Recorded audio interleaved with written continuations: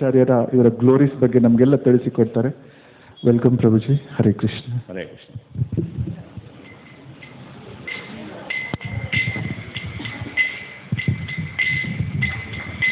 ಜಯ ರಾಧ ಮಾಧವ ಜಯ ಕುಂಜ ಬಿಹಾರಿ. ಜಯ ರಾಧ ಮಾಧವ ಜಯ ಕುಂಜ ಬಿಹಾರಿ. ಜಯ ಗೋಪಿ ಜನ ವಲ್ಲಭ ಜಯ ಗಿರಿವರಧಾರಿ. ಜಯ ಗಿರಿವರಧಾರಿ. ಗೋಪಿ ಜನ ವಲ್ಲಭ ಜಯ ಗಿರಿವರಧಾರಿ. ಜಯ ಗಿರಿವರಧಾರಿ. ಜಯ ಯಶೋದಾನಂದನ ಜಯ ಬ್ರಜ ಜನರಂಜನ. ಜಯ ಯಶೋದಾನಂದನ ಜಯ ಬ್ರಜ ಜನರಂಜನ. ಜಯ ಯಮುನಧಿರವನಚಾರಿ ಜಯ ಕುಂಜ ಬಿಹಾರಿ. ಜಯ ಯಮುನಾ ತೀರವನಚಾರಿ ಜಯ ಕುಂಜ ಬಿಹಾರಿ. ಜಯ ರಾಧ ಮಾಧವ ಜಯ ಕುಂಜ ಬಿಹಾರಿ. ರಾಧ ಮಾಧವ ಜಯ ಕುಂಜ ಬಿಹಾರಿ.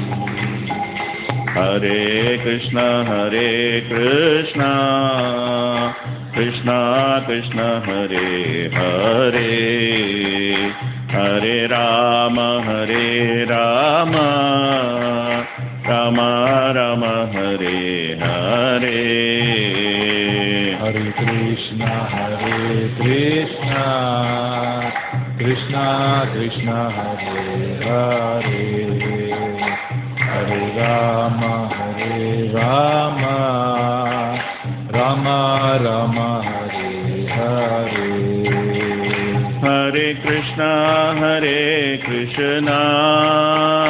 ಕೃಷ್ಣ ಕೃಷ್ಣ ಹರೇ ಹರೇ. ಹರೇ ರಾಮ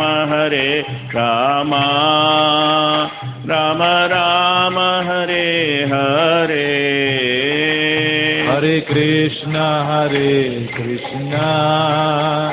ಕೃಷ್ಣ ಕೃಷ್ಣ ಹರೇ ಹರೇ. ಹರೇ ರಾಮ ರಾಮ ರಾಮ ಹರೇ ಹರೇ. ಹರೇ ಕೃಷ್ಣ ಕೃಷ್ಣ ಹರೇ ಹರೇ. ಹರೇ ರಾಮ ರಾಮ ಹರೇ ಹರೇ. ಹರೇ ಕೃಷ್ಣ ಕೃಷ್ಣ ಕೃಷ್ಣ ಹರೇ ಹರೇ. ಹರೇ ರಾಮ ರಾಮ ಹರೇ ಹರೇ. जय जय श्री चैतन्य जय नित्यानंद जय जय श्री चैतन्य जय नित्यानंद जय जय श्री चैतन्य जय नित्यानंद जय जय श्री चैतन्य जय नित्यानंद जय द्वैत चंद्र जय गौर भक्त वृंद जय द्वैत चंद्र जय गौर भक्त वृंद जय द्वैत चंद्र जय गौर भक्त वृंद जय द्वैत चंद्र जय गौर भक्त वृंद जय जय श्री चैतन्य जय नित्यानंद जय जय श्री चैतन्य जय नित्यानंद जय द्वैत चंद्र जय गौर भक्त वृंद जय द्वैत चंद्र जय गौर भक्त वृंद Prabhupada Jaya Prabhupada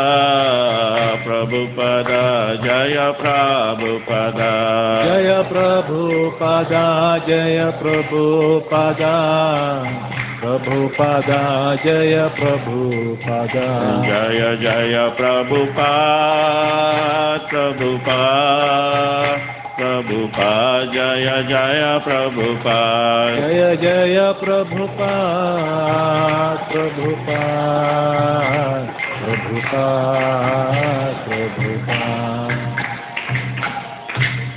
Srila Prabhupada ki Jai Shri Krishna Bhagavan ki Jai Srinitai Gauratanande Hare Krishna. So today I have been ordered to speak about the glories of Lord Advaita. Yeah, I understood. ಈ ದಿನ ಪ್ರಭುಗಳಿಗೆ ನಾವು ಅದ್ವೈತಾಚಾರ್ಯರ ಜೀವನ ಚರಿತ್ರೆ ಬಗ್ಗೆ ಮಾತಾಡಲಿಕ್ಕೆ ತಿಳಿಸ್ಕೊಟ್ವಿ. So we will see from Chaitanya Charitamrita, Adi Leela, chapter 6. Shri ಚೈತನ್ಯ ಚರಿತಾಮೃತ ಆದಿಲೀಲಾ 6ನೇ ಅಧ್ಯಾಯದಿಂದ ಪ್ರಭುಗಳು ಮಾತಾಡ್ತಾ ಇದ್ದಾರೆ. And then we'll also see some more pastimes from different aspects of Chaitanya Charitamrita. ಅದಾದ ನಂತರ ಚೈತನ್ಯ ಚರಿತಾಮೃತದ ಬೇರೆ ಭಾಗಗಳಿಂದ ನಾವು ಉದಾಹರಣೆಗಳನ್ನು ತಗೊಳ್ತೀವಿ ಅಂತ ಹೇಳ್ತಾ ಇದ್ದಾರೆ. So before we get into the text, we will chant the invocation. ಈ ಒಂದು ಪ್ರಾರಂಭ ಮಾಡೋಕ್ಕಿಂತ ಮುಂಚೆ ಪ್ರಾರ್ಥನೆನ ಮಾಡ್ತಾರೆ. Narayana Om Namo Bhagavate Vasudevaya ಓಂ ನಮೋ ಭಗವತೆ ವಾಸುದೇವಾಯ Om Namo Bhagavate Vasudevaya ಓಂ ನಮೋ ಭಗವತೆ ವಾಸುದೇವಾಯ Om Namo Bhagavate Vasudevaya ಓಂ ನಮೋ ಭಗವತೆ ವಾಸುದೇವಾಯ Narayanam Namaskritya ನಾರಾಯಣಂ ನಮಸ್ಕೃತ್ಯ Naram Chaiva Narottamam ನರಂಚೈವ ನರೋತ್ತಮಂ Devim Saraswatim Vyasam ದೇವೀಂ ಸರಸ್ವತಿಂ ವ್ಯಾಸಂ Tato Jayamudiraye ತಥೋ ಜಯಮುದೀರಯೇ Nastapayeshu Abhadreshu ಪ್ರಾಯೇಷು ಭದ್ರೇಷು Nityam Bhagavata Sevaya ನಿತ್ಯಂ ಭಾಗವತ ಸೇವಯ Bhagavatyuttama Shloke ಭಗವತಿ ಉತ್ತಮ ಶ್ಲೋಕೆ Bhaktir Bhavati Naishtiki ಭಕ್ತಿರ್ಭವತಿ ನೈಷ್ಠಿಕಿ Om Jnanatimirandasya Jnananjana Shalakaya Chakshurunmilitam Yena Tasmai Shri Gurave Namaha Sri Chaitanya Manobishtam Stapitam Yena Bhutale Swayam Rupakada Mahyam Dadadi Sapadantikam Vandeham Shri Gurun Shri Yuta Padakamalam Shri Gurun Vaishnavamscha Shri Rupam Sagrajatam Sakagana Raghunathanvitam Tam Sajivam Sadvaitam Savadutam Parijana Sahitam Krishna Chaitanya Devam Shri Radha Krishna Padan Sakagana Lalita Shri Vishakhanvitamscha He Krishna Karuna Sindho Dinabandho Jagatpate Gopesha Gopika Kanta Radha Kanta Namostute Tapta Kanchana Gaurangi Radhe Vrindavaneshwari Vrishabhanu Sute Devi Pranamami Haripriye Vancha Kalpatarubhyascha Kripa Sindhubhya Vacha Patitanam Pavanebhyo Vaishnavebhyo Namo Namaha Nama Om Vishnupadaya Krishna Prashtaya Bhutale Srimate Bhakti Vedanta Swamin Iti Namine Namaste Saraswate Deve Gauravani Pracharine Nirvishesha Shunnavadi Paschaittya Deshatarine Jaya Shri Krishna Chaitanya Prabhu Nityananda Shri Advaita Gadadhara Shiva Sadi Gaura Bhakta Brinda Hare Krishna Krishna Krishna Hare Hare Hare Rama Rama Rama Hare Hare Mukam Karoti Vachalam Pangalangayate Girmitkupatamaham Mande Shri Gurum Dinatarinam Paramananda Madhavam Shri Chaitanya Mishwaram Kathanchana Smrite Yasmin Dushkaram Sukaram Bhave Krismrite Prikam Syat Shri Chaitanyam Namamitam Namo Vishnupadaya Krishna Prashtaya Bhutale Srimate Jayapataka Swami Namine Namacharya Padayita Kapapadayine Gaurakatadamdayine Gargaramatayine. Okay. Does it work? Okay.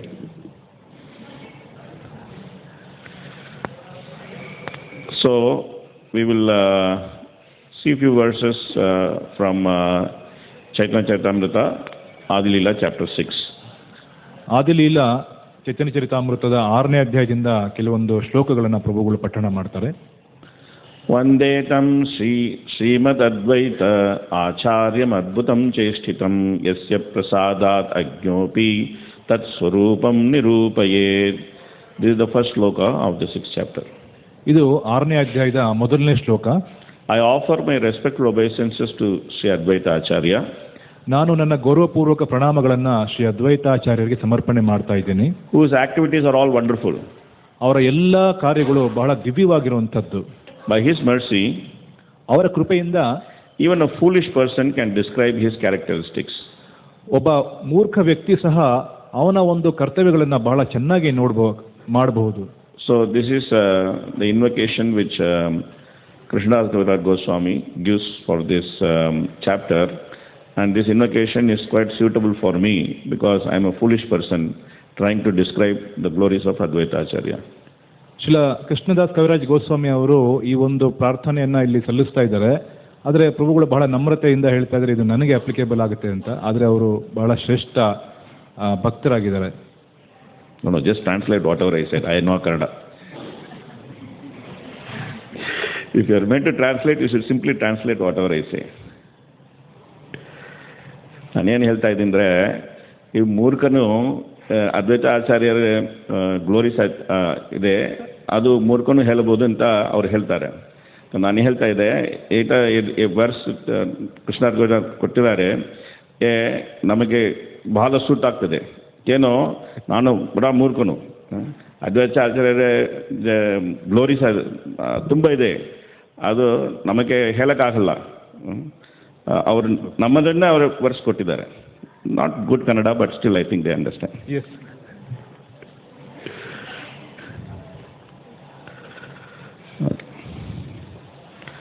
So then he explains the tattva of Advaita Acharya.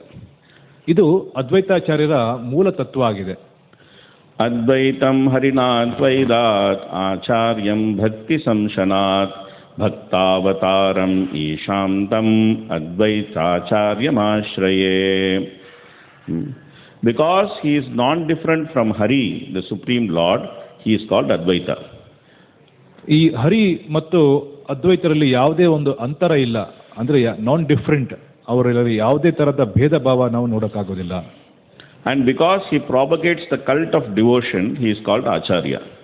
ಅವರು ಭಕ್ತಿ ಸೇವೆಯ ಈ ತತ್ವಗಳನ್ನು ಎತ್ತಿ ಹಿಡಿತಾ ಇರೋದ್ರಿಂದ ಅವರನ್ನು ಆಚಾರ್ಯ ಅಂತ ನಾವು ಕರಿತೀವಿ. He is the Lord. ಅವರು ಪರಮ ಪ್ರಭು ಆಗಿದ್ದಾರೆ. And the incarnation of the Lord's devotee. ಅವರು ಪರಮಪ್ರಭುವಿನ ಭಕ್ತರ ಸ್ವರೂಪಕ್ಕೂ ಸಹ ಆಗಿದ್ದಾರೆ. Therefore, I take shelter of him. ಹಾಗಾಗಿ ನಾನು ಅವರಿಗೆ ಶರಣಾಗತಿಯನ್ನು ತಗೋತಾ ಇದ್ದೀನಿ. Then he goes on to describe Advaita Acharya's glories. ಈಗ ಅದ್ವೈತಾಚಾರ್ಯರ ಮಹಿಮೆಗಳನ್ನು ಅವ್ರು ಹೇಳ್ತಾರೆ.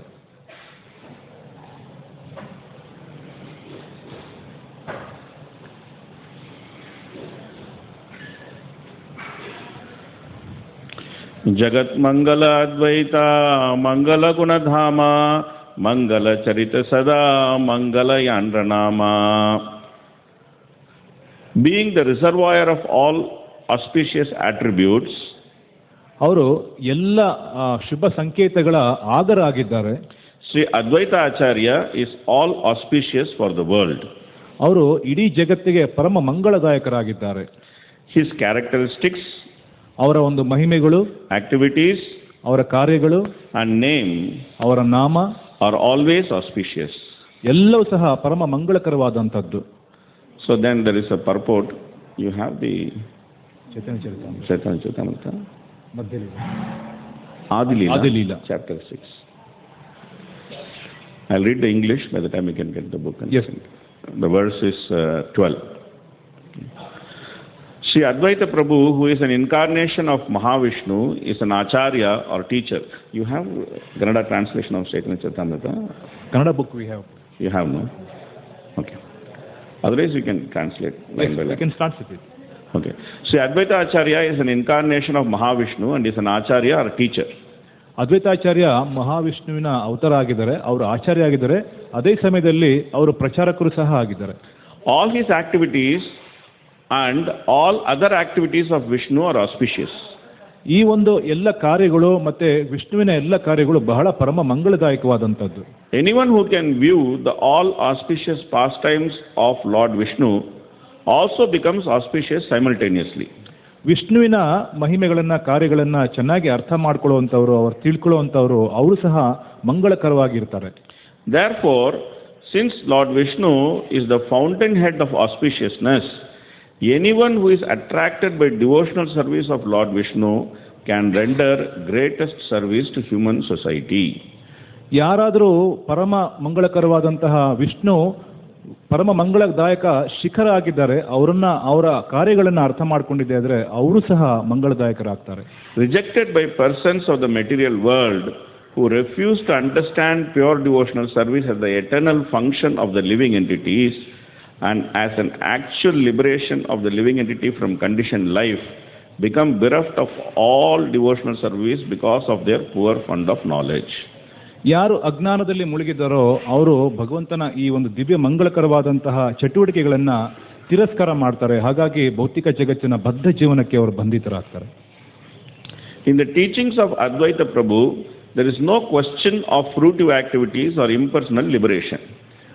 ಅದ್ವೈತ ಆಚಾರ್ಯರ ಅವರ ಬೋಧನೆಗಳಲ್ಲಿ ಯಾವುದೇ ರೀತಿಯಾದಂತಹ ನಿರಾಕಾರ ತತ್ವ ಆಗಲಿ ಭೌತಿಕವಾದಂತಹ ವಾದ ಆಗಲಿ ಇರಲಿಲ್ಲ.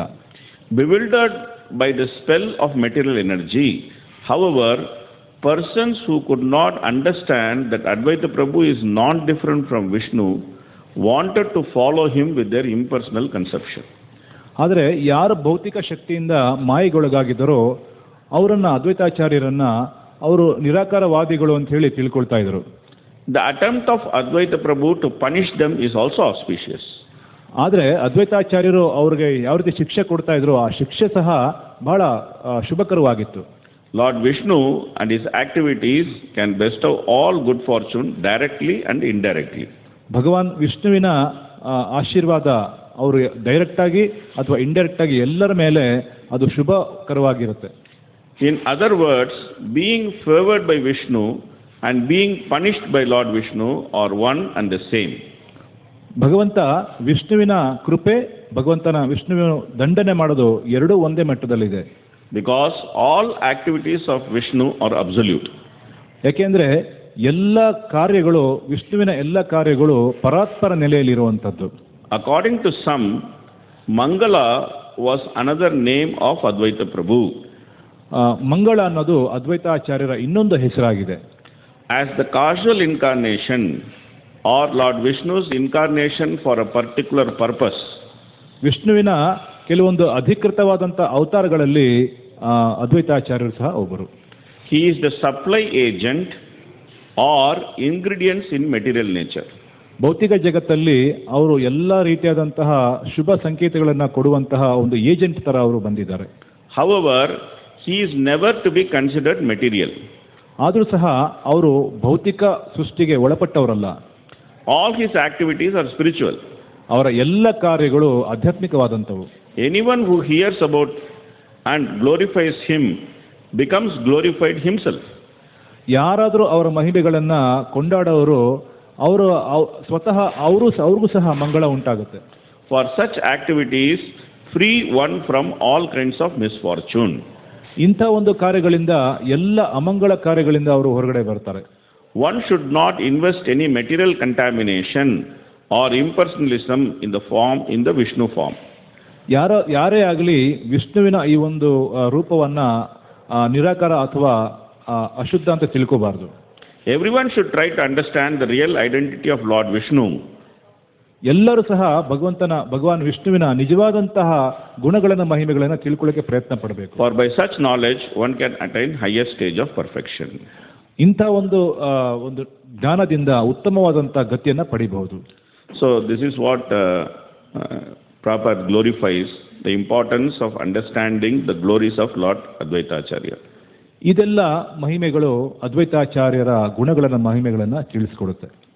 So Advaita Acharya is a very important aspect of Panchatattva. ಅದ್ವೈತಾಚಾರ್ಯರು ಪಂಚತತ್ವದಲ್ಲಿ ಬಹಳ ಪ್ರಮುಖವಾದಂತಹ ಅಂಗ. Because generally we understand that Lord Chaitanya is very merciful. ಸಾಮಾನ್ಯವಾಗಿ ನಾವು ಚೈತನ್ಯ ಮಹಾಪ್ರಭುಗಳನ್ನು ಬಹಳ ದಯಾಳು ಕೃಪಾಳು ಅಂತ ತಿಳ್ಕೊತೀವಿ. So when Rupa Goswami met Lord Chaitanya in Ramkeli, he uttered this very famous prayer, Namo Mahavadanyaya Krishna Prema Pradayate Krishnaya Krishna Chaitanya Namne Gauratvishe Namaha. ರೂಪ ಗೋಸ್ವಾಮಿಗಳು ಚೈತನ್ಯ ಮಹಾಪ್ರಭುಗಳನ್ನು ರಾಮಕೆರೆಯಲ್ಲಿ ಸಂದರ್ಶನ ಮಾಡಿದಾಗ ಅವರು ಈ ರೀತಿ ಪ್ರಾರ್ಥನೆ ಮಾಡ್ತಾರೆ, ನಮೋ ಮಹಾವದನ್ಯಾಯ ಕೃಷ್ಣ ಪ್ರೇಮ ಪ್ರದಾಯತೆ ಕೃಷ್ಣಾಯ ಕೃಷ್ಣ ಚೈತನ್ಯ ನಾಮ್ನೆ ಗೌರತ್ವಿಷೇ ನಮೋ ನಮಃ ಅಂತ. So therefore he called Lord Chaitanya as Mahavadanyaya, supremely merciful. ಹಾಗಾಗಿ ಚೈತನ್ಯ ಮಹಾಪ್ರಭುಗಳನ್ನ ಅವರು ನಮೋ ಮಹಾವದಾನ್ಯಾಯ ಅಂದ್ರೆ ಪರಮ ಮಂಗಳಕರವಾಗಿ ಅವರು ಕೃಪೆಯನ್ನ ಕೊಡುವಂತವ್ರು. So this is also confirmed in Chaitanya Charitamrita by Krishnadas Kaviraj Goswami. ಇದನ್ನ ಚೈತನ್ಯ ಚರಿತಾಮೃತದಲ್ಲಿ ಕೃಷ್ಣದಾಸ್ ಕವಿರಾಜ್ ಗೋಸ್ವಾಮಿ ಸಹ ನಮಗೆ ಖಾತ್ರಿಪಡಿಸ್ತಾರೆ. So he is saying Anarpita Charanchirat Karunayavatirna Kalau Samarpayitum Unnada Ujjvala Swabhakti Shriyam. So Lord Chaitanya came to give something which was never given before, that too in the age of Kali.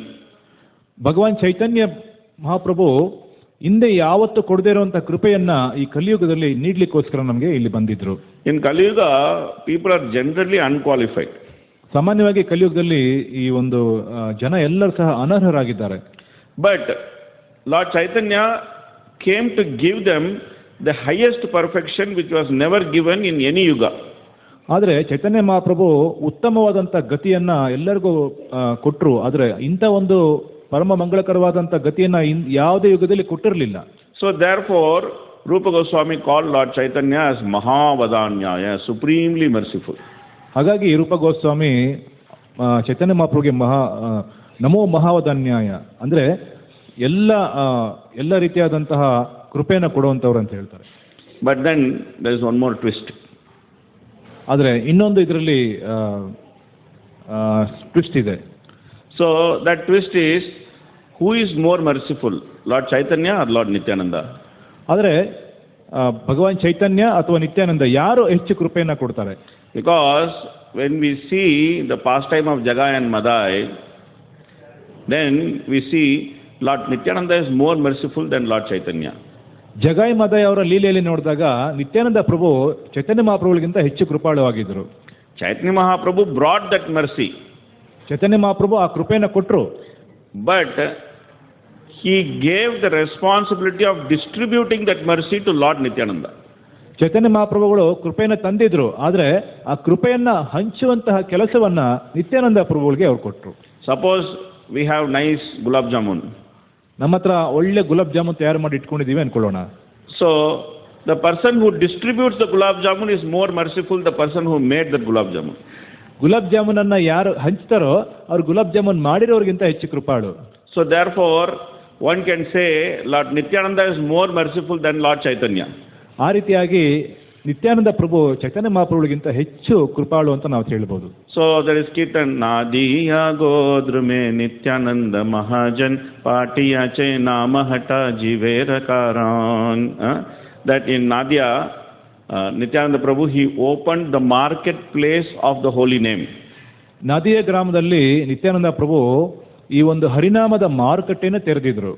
And he is freely distributing this Harinama Sankirtan to everybody. ಈ ಹರಿನಾಮ ಸಂಕೀರ್ತನೆಯನ್ನ ಅವರು ಎಲ್ಲರಿಗೂ ಹಂಚ್ತಾ ಇದ್ರು. So therefore, it may be concluded that Lord Nityananda is more merciful than Lord Chaitanya. ಹಾಗಾಗಿ ನಿತ್ಯಾನಂದ ಪ್ರಭು ಚೈತನ್ಯ ಮಹಾಪ್ರಭುಗಳಿಗಿಂತ ಹೆಚ್ಚು ಕೃಪಾಳು ಅಂತ ನಾವು consider ಮಾಡಬಹುದು. Good to speak the glories of Lord Nityananda because Nityananda Triyadashi is tomorrow. ನಾಳೆ ನಿತ್ಯಾನಂದ ತ್ರಯೋದಶಿ ಇರೋದ್ರಿಂದ ಅವರ ಒಂದು ಮಹಿಮೆಗಳನ್ನು ಹೇಳೋದು ಸಹ ಬಹಳ ಸೂಕ್ತವಾಗಿದೆ ಇವತ್ತು. But there is one more twist. ಆದರೆ ಇಲ್ಲಿ ಇನ್ನೊಂದು ಸುತ್ತಿದೆ. Who is more merciful than Lord Nityananda? Nithyananda ಪ್ರಭುಗಳಿಗಿಂತ ಹೆಚ್ಚು ಕೃಪೆ ಕೊಡೋರು ಯಾರು? So that is Advaita Acharya. ಅವ್ರು ಯಾರು ಅಂದ್ರೆ ಅದ್ವೈತ ಆಚಾರ್ಯ. Because first of all Lord Chaitanya has to come. ಮೊದಲನೇದಾಗಿ ಚೈತನ್ಯ ಮಹಾಪ್ರಭುಗಳು ಬರಬೇಕಾಗಿತ್ತು. And then he has to give the order to Nityananda to distribute the love of Godhead. ನಂತರ ಅವರು ನಿತ್ಯಾನಂದ ಪ್ರಭುಗಳಿಗೆ ಅವರು ಹೇಳಬೇಕಾಗಿತ್ತು, ನೀವು ಕೃಪೆಯನ್ನ ಎಲ್ಲರಿಗೂ ಹಂಚಿ ಅಂತ. So if Chaitanya Mahaprabhu did not come, then there is no work for Lord Nityananda. ಚೈತನ್ಯ ಮಹಾಪ್ರಭುಗಳು ಬರಲಿಲ್ಲ ಅಂದ್ರೆ ನಿತ್ಯಾನಂದ ಪ್ರಭುಗಳಿಗೆ ಯಾವುದೇ ಕೆಲಸ ಇರ್ತಾ ಇರಲಿಲ್ಲ. So in Hindi they say na rahega bas na bajegi basuri. ಅಂದ್ರೆ ಕೊಡಲೇ ಇಲ್ಲ ಅಂದ್ರೆ ನಾದ ಇಲ್ಲಿಂದ ಬರಬೇಕು. Like that, first of all somebody should take responsibility to bring Lord Chaitanya to the material world. ಯಾರಾದರೂ ಚೈತನ್ಯ ಮಹಾಪ್ರಭುಗಳನ್ನ ಈ ಧರೆಗೆ ಕರ್ಕೊಂಬರುವಂತ ಜವಾಬ್ದಾರಿಯನ್ನು ತಗೋಬೇಕಾಗಿತ್ತಲ್ವಾ? So that responsibility Advaita Acharya took. ಆ ಒಂದು ಜವಾಬ್ದಾರಿಯನ್ನು ಅದ್ವೈತಾಚಾರ್ಯರು ತಗೊಂಡ್ರು. So Advaita Acharya, he saw the condition of people in the age of Kali. ಅದ್ವೈತಾಚಾರ್ಯ ಕಲಿಯುಗದ ಜನರ ಬದ್ಧ ಜೀವನವನ್ನು ಅರ್ಥ ಮಾಡ್ಕೊಂಡಿದ್ರು.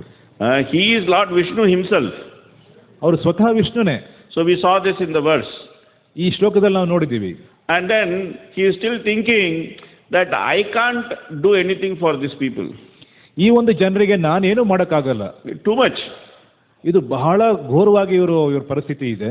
Because at that time of Lord Advaita Acharya, people, they were simply so mad. ಅದ್ವೈತಾಚಾರ್ಯರ ಕಾಲದಲ್ಲಿ ಜನರು ಬಹಳ ಹುಚ್ಚರಾಗಿದ್ರು. That they were actually wasting their time and money in crazy proposals. ಅವರು ಬಹಳ ಹುಚ್ಚುತನಕ್ಕೋಸ್ಕರ ತಮ್ಮ ಸಮಯವನ್ನ ಹಣವನ್ನ ಹಾಳು ಮಾಡ್ತಾ ಇದ್ರು. So one man will have a nice dog. ಒಬ್ಬ ವ್ಯಕ್ತಿ ಒಂದು ಒಳ್ಳೆ ನಾಯಿನ ಇಟ್ಕೋತಾ ಇದ್ದ. And another man will have a nice she dog. ಇನ್ನೊಬ್ಬ ಹೆಣ್ಣು ನಾಯಿನ ಸಾಕ್ತಾ ಇದ್ದ. So they will make marriage between this he dog and she dog. ಅವರು ಆ ಎರಡು ನಾಯಿಗಳ ಮಧ್ಯದಲ್ಲಿ ವಿವಾಹವನ್ನ ಮಾಡ್ತಾ ಇದ್ರು. And then they will make big celebration about this dog marriage. ಅವರು ಈ ನಾಯಿ ಮದುವೆಯನ್ನ ಬಹಳ ದೊಡ್ಡದಾಗಿ ಸಂಭ್ರಮದಿಂದ ಆಚರಣೆ ಮಾಡ್ತಾ ಇದ್ರು. And then they will take great pride. Oh, I got my dog married. I spent so much money in that. ಆಗ ಅವ್ರು ಹೇಳ್ತಾ ಇದ್ರು, ನನ್ನ ನಾಯಿಗೆ ಬಹಳ ಚೆನ್ನಾಗಿ ಮದುವೆ ಮಾಡಿದ್ದೀನಿ ಅಂತ ಕೊಚ್ಚಿಕೊಳ್ತಾ ಇದ್ರು. So the culture of having the dog and treating the dog as family member started there itself. ಈ ನಾಯಿಯನ್ನ ಮನೇಲಿ ಸಾಕೊಂಡು ಅದನ್ನ ನಮ್ಮ ಕುಟುಂಬದ ಒಂದು ಸದಸ್ಯ ಅಂತ ತಿಳ್ಕೊಳ್ಳೋದು ಇವಾಗಲ್ಲ, ಆವಾಗಲೇ ಪ್ರಾರಂಭ ಆಗಿತ್ತು ಅಂತ ಹೇಳ್ತಾರೆ. So then somebody would conduct a cat marriage. ಕೆಲವರು ಬೆಕ್ಕುಗಳನ್ನು ತಂದು ಅದಕ್ಕೆ ಮದುವೆ ಮಾಡ್ತಾ ಇದ್ರು. Like this people were going crazy. ಹೀಗೆ ಜನರು ಹುಚ್ಚುತನದಿಂದ ವರ್ತನೆ ಮಾಡ್ತಾ ಇದ್ರು. Nobody was interested in religious principles properly. ಧರ್ಮದ ತತ್ವಗಳನ್ನು ಅರ್ಥ ಮಾಡ್ಕೊಳ್ಳೋದ್ರಲ್ಲಿ ಎಲ್ಲರೂ ವಿಫಲ ಆಗಿದ್ರು. So Lord Advaita, he thought that this requires some serious intervention. ಅದ್ವೈತಾಚಾರ್ಯರು ಗಮನಿಸಿದ್ರು, ಈಗ ಬಹಳ ಗಂಭೀರವಾಗಿ ಏನಾದರೂ ಮಾಡಲೇಬೇಕಾಗಿದೆ. So he thought, unless the Supreme Lord comes himself in his original form, there is no hope for these people of Kali Yuga.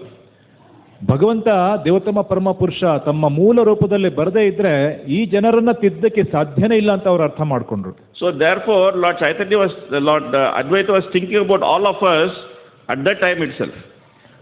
ಅದ್ವೈತಾಚಾರ್ಯರು ನಮ್ಮ ಬಗ್ಗೆ ಇಲ್ಲ ಆಗ್ಲೇನೆ ವಿಚಾರ ಮಾಡಿದ್ರು. So what is this place?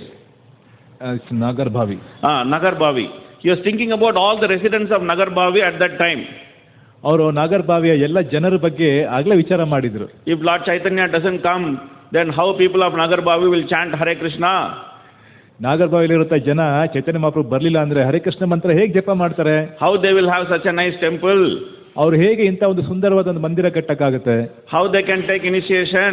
ಹೇಗೆ ಅವ್ರು ದೀಕ್ಷೆ ಪಡ್ಕೊಳಕ್ಕಾಗತ್ತೆ? How they can go back home, back to Godhead? ಹೇಗೆ ಭಗವಂತನ ಧಾಮಕ್ಕೆ ಮರಳಿ ಹೋಗ್ಬೋದು? Simply they will be serving some dog and cat. ಅವ್ರ ನಾಯಿಗಳನ್ನ ಬೆಕ್ಕುಗಳನ್ನ ಸಾಕೊಂಡಿದ್ರೆ ಏನ್ ಮಾಡೋದು? So therefore we should give opportunity for them to serve Lord Chaitanya. ಅವ್ರಿಗೆ ಚೈತನ್ಯ ಮಹಾಪ್ರಭುಗಳನ್ನ ಸೇವೆ ಮಾಡಲಿಕ್ಕೆ ಒಂದು ಅವಕಾಶವನ್ನ ಕೊಡಬೇಕು.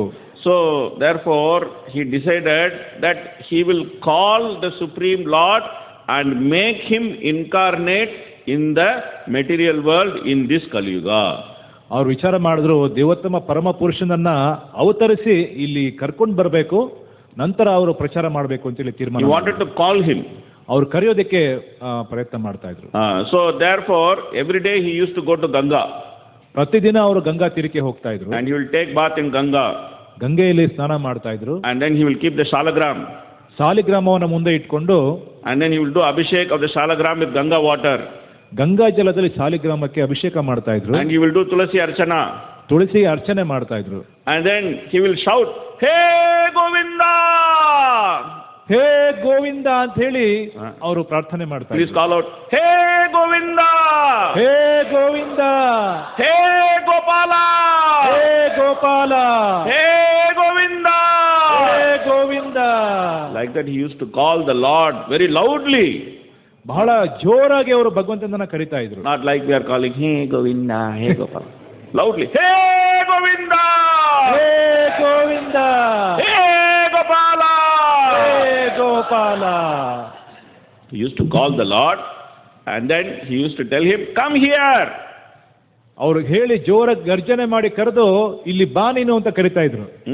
And then he used to tell him, please come, please come. ದಯವಿಟ್ಟು ಬಾ ಅಂತ ಕರಿತಾ ಇದ್ರು. We have to save everybody in this world. Come now. ಈ ಜಗತ್ತಲ್ಲಿರೋ ಎಲ್ಲರನ್ನ ನಾವು ಕಾಪಾಡಬೇಕು, ದಯವಿಟ್ಟು ಬಾ ಅಂತ ಕರಿತಾ ಇದ್ರು. Every day he used to roar like a lion, and he used to call the Supreme Lord, and he used to make him come to this material world. ಪ್ರತಿದಿನ ಸಿಂಹ ಗರ್ಜನೆಯಂತೆ ಅವರು ಭಗವಂತನನ್ನ ಕರಿತಾ ಇದ್ರು. ಆ ಪ್ರಕಾರ ಭಗವಂತನನ್ನ ಅವರು ಈ ಧರೆಗೆ ಆಹ್ವಾನ ಮಾಡ್ತಾ ಇದ್ರು. So therefore Lord Advaita is most merciful. ಹಾಗಾಗಿ ಶ್ರೀಲ ಅದ್ವೈತಾಚಾರ್ಯ ಹೆಚ್ಚು ಕೃಪಾಳು. So because of him we are able to have Lord Chaitanya. ಅವರ ಕೃಪೆಯಿಂದ ನಾವಿವತ್ತು ಚೈತನ್ಯ ಮಹಾಪ್ರಭುಗಳನ್ನ ಈ ಧರೆಯಲ್ಲಿ ನಾವು ಪಡೆದಿದ್ದೀವಿ. We are able to have Lord Nityananda. Nithyananda ಪ್ರಭುಗಳನ್ನ ಪಡೆದಿದ್ದೀವಿ. We are able to have this International Society for Krishna Consciousness. ಈ ದಿನ ನಾವು ಅಂತಾರಾಷ್ಟ್ರೀಯ ಕೃಷ್ಣ ಪ್ರಜ್ಞಾ ಸಂಘವನ್ನ ಹೊಂದಿದ್ದೀವಿ. So therefore he is called Acharya. ಹಾಗಾಗಿ ಅವರನ್ನು ಆಚಾರ್ಯ ಅಂತ ಕರಿತೀವಿ. So therefore he is called Advaita Acharya. ಹಾಗಾಗಿ ಅವರ ಹೆಸರು ಅದ್ವೈತ ಆಚಾರ್ಯ. And he is also called Mangala because he causes auspiciousness to the whole world. ಅವರನ್ನ ಮಂಗಳ ಅಂತ ಸಹ ಹೇಳ್ತಾರೆ, ಯಾಕೆಂದ್ರೆ ಅವರು ಎಲ್ಲರಿಗೆ ಶುಭ ಹಾಗೂ ಮಂಗಳವನ್ನ ಉಂಟು ಮಾಡ್ತಾರೆ. So Advaita Acharya, he did many pastimes with Haridas Thakur. ಅದ್ವೈತಾಚಾರ್ಯ Haridas Thakur ಜೊತೆ ಸಾಕಷ್ಟು ಲೀಲೆಗಳನ್ನು ಮಾಡಿದ್ದಾರೆ. So at the time of Lord Chaitanya's appearance, ಚೈತನ್ಯ ಮಹಾಪ್ರಭುಗಳ ಆವಿರ್ಭಾವದ ಸಂದರ್ಭದಲ್ಲಿ Advaita Acharya and Haridas Thakur, they were dancing in ecstasy. ಅದ್ವೈತಾಚಾರ್ಯ ಮತ್ತು ಹರಿದಾಸ್ ಠಾಕೂರ್ ಇಬ್ರು ಬಹಳ ನರ್ತನ ಮಾಡ್ತಾ ಇದ್ರು, ಬಹಳ ಸಂತೋಷದಿಂದ ಮಾಡ್ತಾ ಇದ್ರು. Because they know that the Lord has appeared in response to their prayer. ಯಾಕೆಂದ್ರೆ ಅವರ ಪ್ರಾರ್ಥನೆಯನ್ನ ಕೇಳಿ ಭಗವಂತ ಇಲ್ಲಿ ಧರೆಯಲ್ಲಿ ಬಂದಿದ್ದಾರೆ ಅಂತ ಅವ್ರಿಗೆ ತಿಳಿದಿತ್ತು. So therefore they were so happy.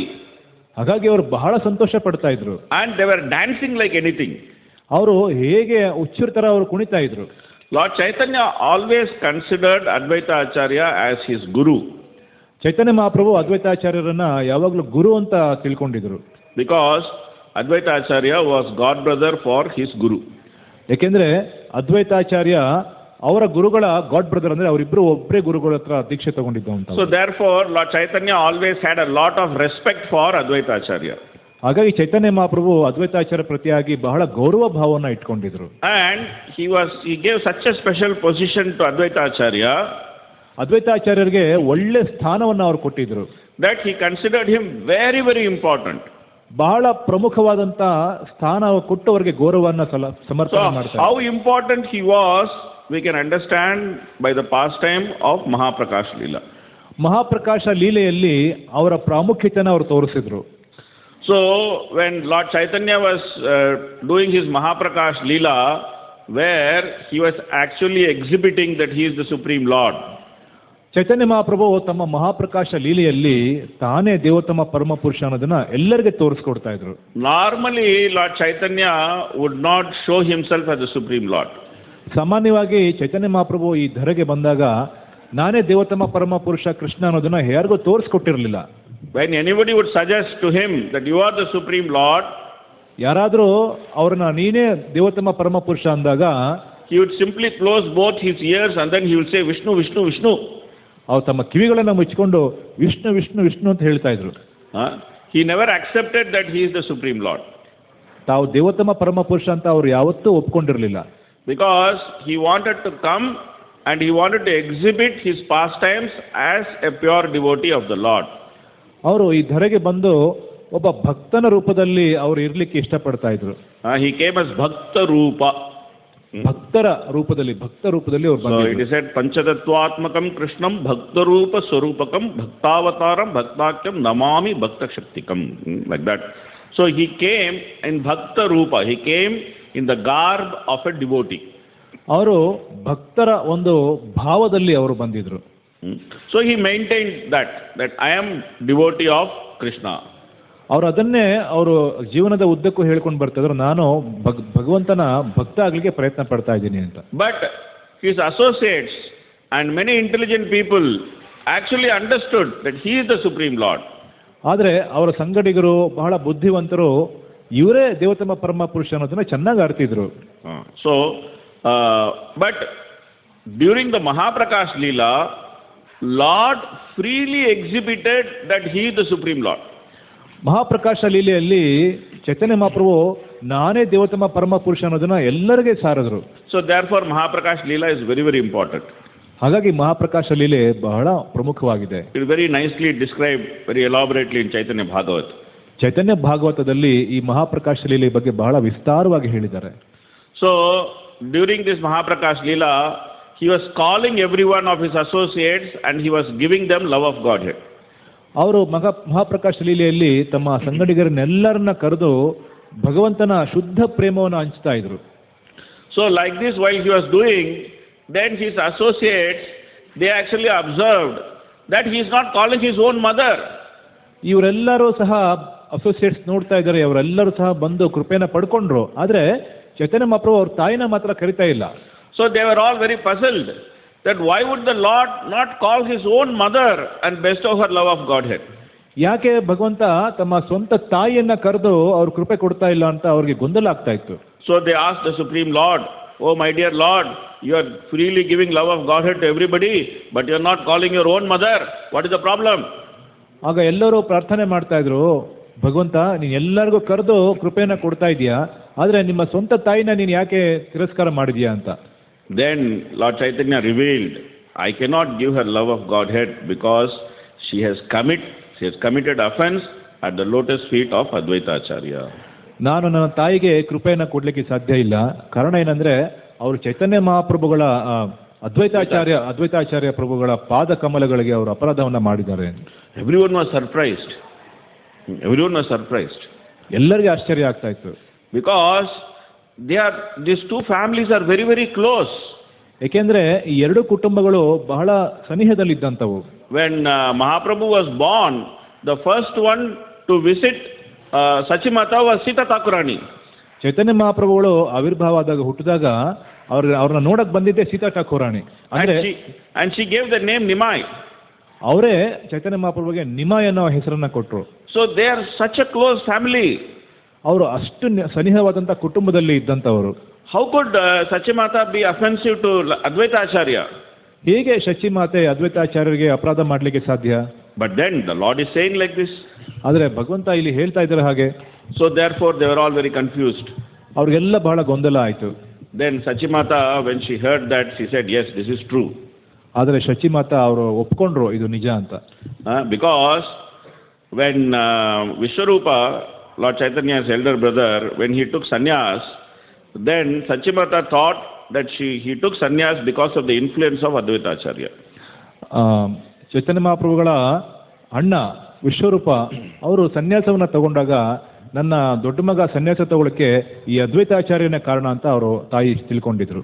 And then Lord Chaitanya also used to go and he used to be with Advaita Acharya very closely. ಆಗ ಚೈತನ್ಯ ಮಹಾಪ್ರಭು ಸಹ ಹೋಗಿ ಅದ್ವೈತಾಚಾರ್ಯರ ಸಂಘವನ್ನ ಮಾಡ್ತಾ ಇದ್ರು. So then she always thought, "Oh, maybe he will influence this boy also to take sannyas." ಈಗ ಚೈತನ್ಯ ಮಹಾಪ್ರಭುಗೂ ಸಹ ಇವರು ಸನ್ಯಾಸದ ದೀಕ್ಷೆಯನ್ನು ಕೊಡಿಸಬಹುದು ಅಂತ ಹೇಳಿ ಅವರು ಭಯ ಪಡ್ತಾ ಇದ್ರು. So therefore she was little unhappy with Advaita Acharya.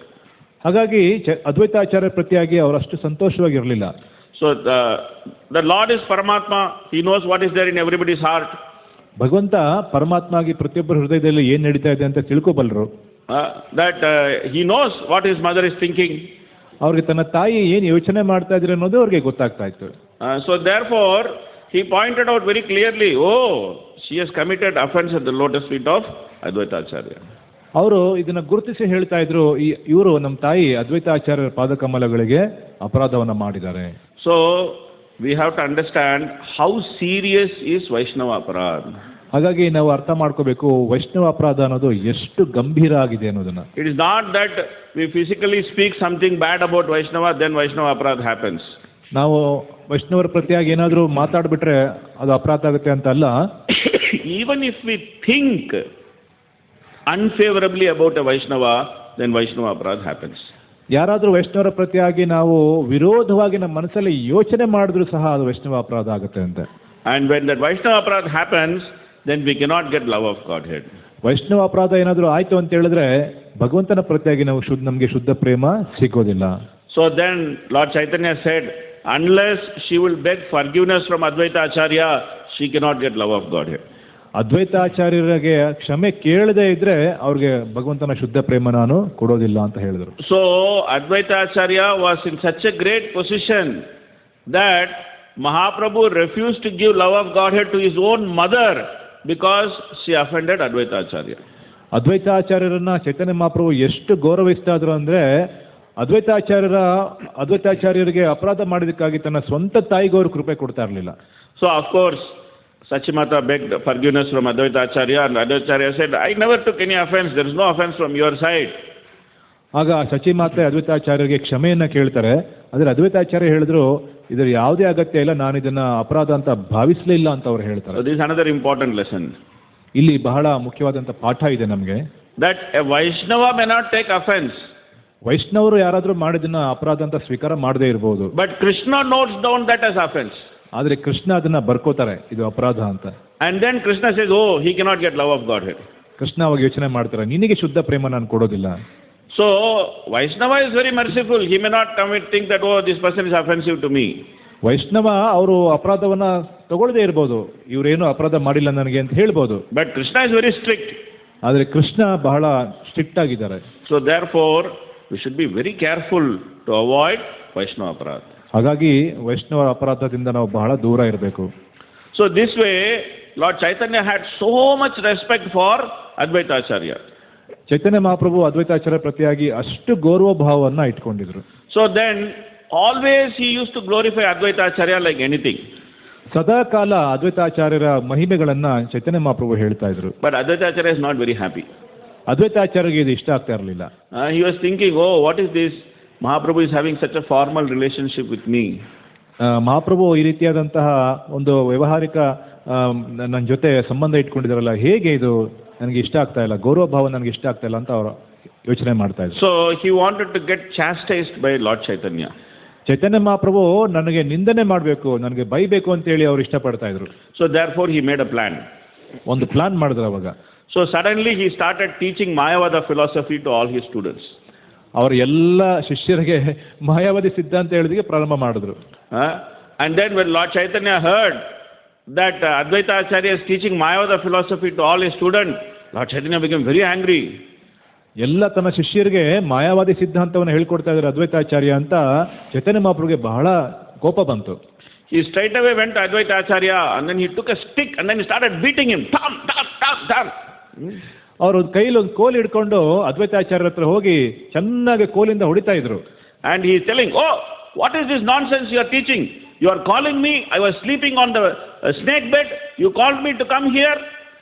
ಏನು ಎಂಥ ಕೆಲಸ ಮಾಡ್ತಾ ಇದ್ದೆ ನೀನು? ನಾನು ಶೇಷಶಾಹಿಯಾಗಿ ಆರಾಮಾಗಿ ಮಲಗಿದ್ದೆ, ನನ್ನನ್ನು ಅಷ್ಟೇ ಜೋರಾಗೆಲ್ಲ ಕರೆದು ನಾ ಇಲ್ಲಿ ಕರೆದಲ್ಲ, ನೀನೇನು ಮಾಡ್ತಾ ಇದ್ದೆ ಇವಾಗ ಅಂತ. You disturbed me, you made me come here.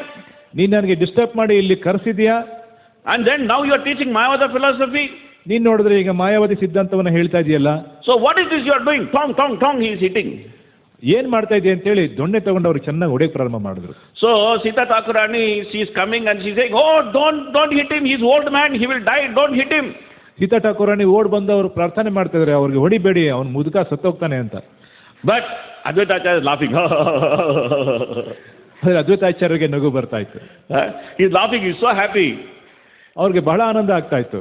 Then he told, oh my Lord, finally I made you to chastise me. ಆಗ ಅವ್ರು ಹೇಳ್ತಾ ಇದ್ರು, ಭಗವಂತ ಕೊನೆದು ನೀನು ನನಗೆ ಹೊಡೆಯೋ ಥರ ನಾನು ಮಾಡಿದೆ ಅಂತ. So he gave one very big lesson. ಇಲ್ಲಿಂದ ನಾವು ಒಂದು ಒಳ್ಳೆ ಪಾಠ ಕಲಿಬಹುದು. That the chastisement of the spiritual master is greater mercy than the glorification of the spiritual master. ಆಧ್ಯಾತ್ಮಿಕ ಗುರುಗಳು ನಮಗೆ ಯಾವಾಗ ತಿದ್ದಿ ನಮಗೆ ಬುದ್ಧಿ ಹೇಳ್ತಾರಲ್ಲ, ಅದು ನಮಗೆ ಏನೋ ಒಂದು ಒಳ್ಳೇದು ಮಾಡಿದೀವಿ ಅಂತ ಹೊಗಳೋದಕ್ಕಿಂತ ಬಹಳ ಉತ್ತಮ. So normally in the material world we are all looking for some glorification. ಸಾಮಾನ್ಯವಾಗಿ ಭೌತಿಕ ಜಗತ್ತಲ್ಲಿ ನಾವೆಲ್ಲ ಕೆಲವೊಂದು ಹೊಗಳಿಕೆಗೋಸ್ಕರ ಇಷ್ಟಪಡ್ತೀವಿ. So senior devotees are there, we are always expecting that the senior devotees should glorify us. Senior ಡಿವೋಟಿಗಳಿದ್ದಾರೆ, ಅವ್ರು ನಮ್ಮನ್ನೆಲ್ಲ ಗ್ಲೋರಿಫೈ ಮಾಡಬೇಕು, ನಮ್ಮ ಮಹಿಮೆಗಳನ್ನು ಕೊಂಡಾಡಬೇಕು. They should always say, oh, you are great man. ನೀವು ಬಹಳ ದೊಡ್ಡವರು ಅಂತ ಹೇಳಬೇಕು.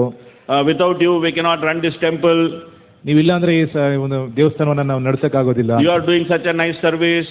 ನೀವು ಎಷ್ಟು ಚೆನ್ನಾಗಿ ಸೇವೆ ಮಾಡ್ತಾ ಇದ್ದೀರಾ. We don't know what we'll do without you. ನೀವಿಲ್ಲ ಅಂದ್ರೆ ಏನ್ ಮಾಡೋದು ಗೊತ್ತಾಗಲ್ಲ ನಮ್ಗೆ. Everything will stop here. ಎಲ್ಲ ನಿಂತೋಗುತ್ತೆ.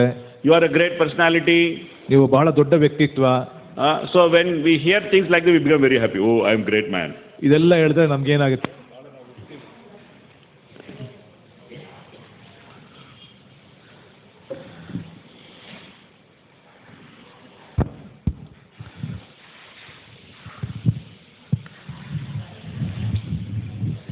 We think, oh, I am great man.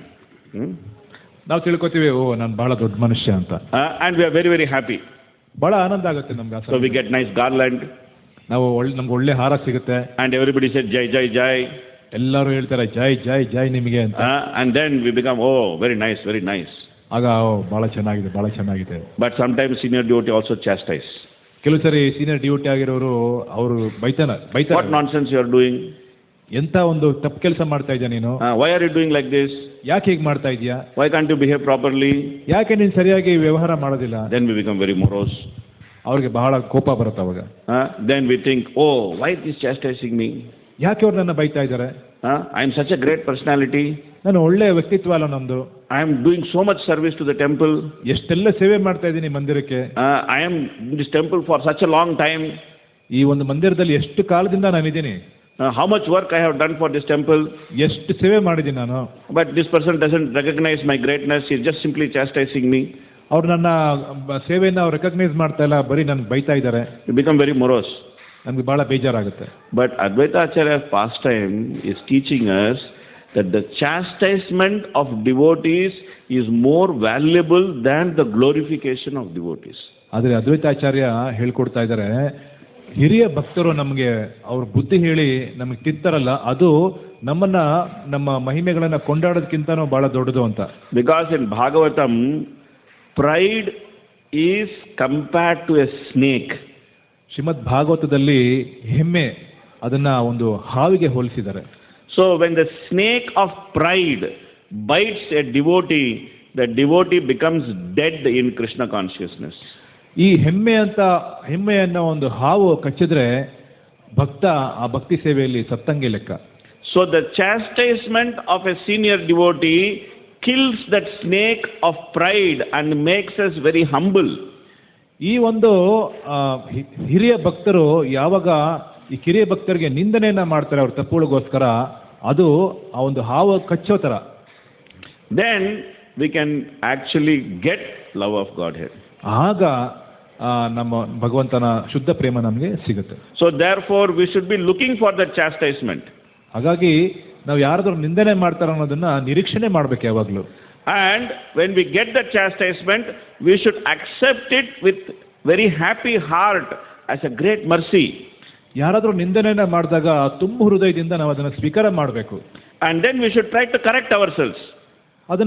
ನಾವು ಅದನ್ನ ಮತ್ತೆ ನಮ್ಮ ದೋಷಗಳನ್ನ ತಿದ್ದುಕೊಳ್ಳಕ್ಕೆ ನಾವು ಪ್ರಯತ್ನ ಪಡಬೇಕು. We should not think, oh, I don't have any mistake, simply they are criticizing me. ನಾವು ಈ ತರ ಯೋಚನೆ ಮಾಡಬಾರ್ದು, ನಂದು ಏನು ತಪ್ಪಿಲ್ಲ, ಸುಮ್ಮನೆ ಅವ್ರು ನನ್ನ ನಿಂದಿಸ್ತಾ ಇದ್ದಾರೆ ಅಂತ ತಿಳ್ಕೋಬಾರ್ದು. So the very important lesson, he is Acharya, he is teaching us. ಆಚಾರ್ಯರು ಈ ರೀತಿಯಾಗಿ ನಮಗೆ ಬೋಧನೆಯನ್ನ ಕೊಡ್ತಾ ಇದ್ದಾರೆ. So this way there are many pastimes of Lord Advaita Acharya. ಈ ರೀತಿಯಾಗಿ ಅದ್ವೈತಾಚಾರ್ಯರು ಬಹಳ ಮಹಿಮೆಗಳನ್ನ ಲೀಲೆಗಳನ್ನ ಮಾಡಿದ್ದಾರೆ. But I will speak one more pastime and close because time is also up. ಇನ್ನೊಂದು ಮಹಿಮೆಯ ಲೀಲೆಗಳನ್ನ ಹೇಳಿ ಪ್ರಭುಗಳು ಮುಗಿಸ್ತಾ ಇದ್ದಾರೆ. So once one of the close associates of Lord Chaitanya from Puri, he went to Nadia district. ಚೈತನ್ಯ ಮಹಾಪ್ರಭುಗಳ ಒಬ್ಬರು ಅನುಯಾಯಿ ನಾದಿಯಾ ಒಂದು ಗ್ರಾಮಕ್ಕೆ ಹೋಗ್ತಾರೆ. Mahaprabhu told him that please go and meet my mother, she is very morose, just give her the message that I am always here and I am following her orders. ಚೈತನ್ಯ ಮಹಾಪ್ರಭು ಅವ್ರ ತಾಯಿಗೆ ಒಂದು ಸಂದೇಶ ಕಳಿಸ್ತಾರೆ, ನಾನು ಯಾವಾಗಲೂ ಇಲ್ಲೇ ಇರ್ತೀನಿ, ನನ್ನ ಒಂದು ಆಜ್ಞೆನ ನೀವು ಪಾಲನೆ ಮಾಡಿ ಅಂತ. And whenever you are offering bhoga, I am personally coming and eating. ತಾಯಿಗೆ ಹೇಳ್ತಾ ಇದ್ದಾರೆ ಸಂದೇಶ, ನೀನು ಯಾವಾಗಲೂ ಮನೆಯಲ್ಲಿ ಭೋಗವನ್ನ ಮಾಡಿದ್ರೆ ಅದನ್ನ ಸ್ವೀಕಾರ ಮಾಡಲಿಕ್ಕೆ ನಾನು ಬರ್ತೀನಿ ಅಂತ. So this way he went and then he gave this message to Sachimata. ಅವರ ಸಂದೇಶ ಕೊಡೋರು ಸಚಿಮಾತೆಗೆ ಹೋಗಿ ಈ ಸಂದೇಶವನ್ನು ಕೊಡ್ತಾರೆ. And then he also met other associates, including Advaita Acharya. ಅವರು ತಾಯಿ ಜೊತೆಗೆ ಅದ್ವೈತಾಚಾರ್ಯ ಅಂತ ಬೇರೆ ಒಂದು ಚೈತನ್ಯ ಮಹಾಪ್ರಭುಗಳ ಸಂಗಾತಿಗಳನ್ನೆಲ್ಲ ಅವರು ಭೇಟಿ ಮಾಡ್ತಾರೆ. Then Advaita Acharya said, I want to give one message to Lord Chaitanya. ಅದ್ವೈತಾಚಾರ್ಯ ಹೇಳ್ತಾರೆ, ನಾನು ಸಹ ಚೈತನ್ಯ ಮಹಾಪ್ರಭುಗಳಿಗೆ ಒಂದು ಸಂದೇಶವನ್ನು ಕಳಿಸ್ಬೇಕು ಅಂತಿದ್ದೀನಿ ಅಂತ. And then he gave one message. ಅವರೊಂದು ಸಂದೇಶವನ್ನು ಕೊಡ್ತಾರೆ. He said, everyone is mad. ಎಲ್ಲರೂ ಹುಚ್ಚರಾಗಿದ್ದಾರೆ. There is no demand for rice in the market. ಬಜಾರಲ್ಲಿ ಇವತ್ತು ಅಕ್ಕಿಗೋಸ್ಕರ ಏನೋ ಒಂದು ಬೇಡಿಕೆನೇ ಇಲ್ಲ. Go and tell this to Lord Chaitanya. ಇದನ್ನ ಚೈತನ್ಯ ಮಹಾಪ್ರಭುಗಳಿಗೆ ಹೇಳಿ. So then he came back. He could not understand what is the message. ಅವ್ರಿಗೆ ಆ ಸಂದೇಶ ಏನು ಕೊಟ್ಟರು ಅದ್ವೈತಾಚಾರ್ಯ ಅನ್ನೋದು ಗೊತ್ತಾಗ್ಲಿಲ್ಲ ಅವ್ರಿಗೆ. So he came back and then Lord Chaitanya asked him, oh, did you meet everyone? ಚೈತನ್ಯ ಮಹಾಪ್ರಭು ಆ ಸಂದೇಶ ಕೊಟ್ಟವ್ರನ್ನ ಕೇಳ್ತಾರೆ, ನೀನೆಲ್ಲರನ್ನ ಭೇಟಿ ಮಾಡ್ಕೊಂಡು ಬಂದೇನಪ್ಪ ಅಂತ. He said, yes, I met everyone. I pacified Sachimata. And then I went to Advaita. He gave one strange message for you. ನಾನು ನಿಮ್ಮ ತಾಯಿ ಶಚಿಮಾತೆ ಅವ್ರ ಮನೆಗೆ ಹೋಗಿದ್ದೆ, ಅಲ್ಲಿ ಅವ್ರಿಗೆ ಸಂದೇಶವನ್ನು ಕೊಟ್ಟೆ. ಅದಾದಮೇಲೆ ನಾನು ಅದ್ವೈತಾಚಾರ್ಯರ ಮನೆಗೆ ಹೋಗಿದ್ದೆ, ಅವರೊಂದು ವಿಚಿತ್ರವಾದಂಥ ಸಂದೇಶ ನನಗೆ ಕೊಟ್ಟರು. So he asked, what did he say? ಚೈತನ್ಯ ಮಹಾಪ್ರಭು ಕೇಳಿದ್ರು, ಏನು ಹೇಳಿದ್ರು ಅವರು? He said, everyone has become mad and there is no demand for rice in the market. ಅವ್ರು ಹೇಳಿದ್ರು, ಎಲ್ಲರೂ ಹುಚ್ಚರಾಗಿ ಹೋಗಿದ್ದಾರೆ, ಮಾರ್ಕೆಟಲ್ಲಿ ಅಕ್ಕಿಗೆ ಬೆಲೆನೇ ಇಲ್ಲ, ಡಿಮ್ಯಾಂಡೇ ಇಲ್ಲ ಅಂತ. So then Mahaprabhu said that no one can understand Lord Advaita. ಮಹಾಪ್ರಭು ಹೇಳ್ತಾರೆ, ಅದ್ವೈತಾಚಾರ್ಯನ ಅರ್ಥ ಮಾಡ್ಕೊಳ್ಳೋಕೆ ಯಾರಿಂದನೂ ಸಾಧ್ಯ ಇಲ್ಲ. He is independent supreme Lord. ಅವರು ಪ್ರತ್ಯೇಕವಾದಂತಹ ದೇವೋತ್ತಮ ಪರಮ ಪುರುಷ. Sometimes he has his deity. ಅವರು ತಮ್ಮ ಒಂದು ಸಾಲಿಗ್ರಾಮವನ್ನು ಯಾವಾಗಲೂ ಇಟ್ಕೊಂಡಿರ್ತಾರೆ. And then he sometimes does puja for his deity. ಆ ಒಂದು ಶ್ರೀ ವಿಗ್ರಹಕ್ಕೆ ಅವರು ಪೂಜೆಯನ್ನು ಮಾಡ್ತಾರೆ. Sometimes he sends his deity elsewhere. ಅವ್ರು ಬೇರೆ ಎಲ್ಲೋ ಅದನ್ನು ಕಳಿಸ್ಬಿಡ್ತಾರೆ. Who can say what he thinks? ಅವ್ರು ಏನು ಯೋಚನೆ ಮಾಡ್ತಾರೆ ಯಾರಿಗೆ ಗೊತ್ತು? Who can say what he does? ಅವ್ರು ಏನು ಮಾಡ್ತಾರೆ ಯಾರಿಗೆ ಗೊತ್ತು? So this way, Lord Chaitanya, he said something, and from that time, Lord Chaitanya, he actually started preparing for his departure from this material world. ಅವ್ರು ಈ ರೀತಿ ಹೇಳ್ತಾ ಇದ್ರು, ಅದಾದ ನಂತರ ಈ ಭೌತಿಕ ಜಗತ್ತಿಂದ ಹೇಗೆ ನಾನು ಹೊರಗಡೆ ಹೋಗಬೇಕು ಅನ್ನೋದ್ರ ಬಗ್ಗೆ ವಿಚಾರ ಮಾಡ್ತಾ ಇದ್ರು. So the message of Lord Advaita was that Lord Chaitanya has come and he has done whatever he is expected to do. ಅವರು ಅದ್ವೈತಾಚಾರ್ಯರ ಸಂದೇಶವನ್ನು ಈ ರೀತಿ ಹೇಳ್ತಾರೆ, ಚೈತನ್ಯ ಮಹಾಪ್ರಭು ಈ ಧರೆಗೆ ಬಂದಾಗ ಅವ್ರು ಏನು ಉದ್ದೇಶ ಇಟ್ಕೊಂಡು ಬಂದಿದ್ರು, ಏನು ಉದ್ದೇಶಕ್ಕೋಸ್ಕರ ನಾವು ಅವ್ರನ್ನ ಕರೆಸಿದ್ವೋ ಆ ಉದ್ದೇಶ ಈಗ ಪರಿಪೂರ್ಣ ಆಗಿದೆ. So when he said that everyone has become mad, he indicated that everyone has become mad chanting the holy name, Hare Krishna, Krishna Krishna, Hare Hare, Hare Rama, Rama Rama, Hare Hare. ಆ ಒಂದು ಸಂದೇಶ ಏನಾಗಿತ್ತಂದ್ರೆ ಪ್ರತಿಯೊಬ್ಬರು ಸಹ ಕೃಷ್ಣ ಪ್ರೇಮದಲ್ಲಿ ಕೃಷ್ಣನ ನಾಮವನ್ನು ಪಠಣ ಮಾಡೋದ್ರಲ್ಲಿ ಹುಚ್ಚರಾಗಿದ್ದಾರೆ ಅಂತ.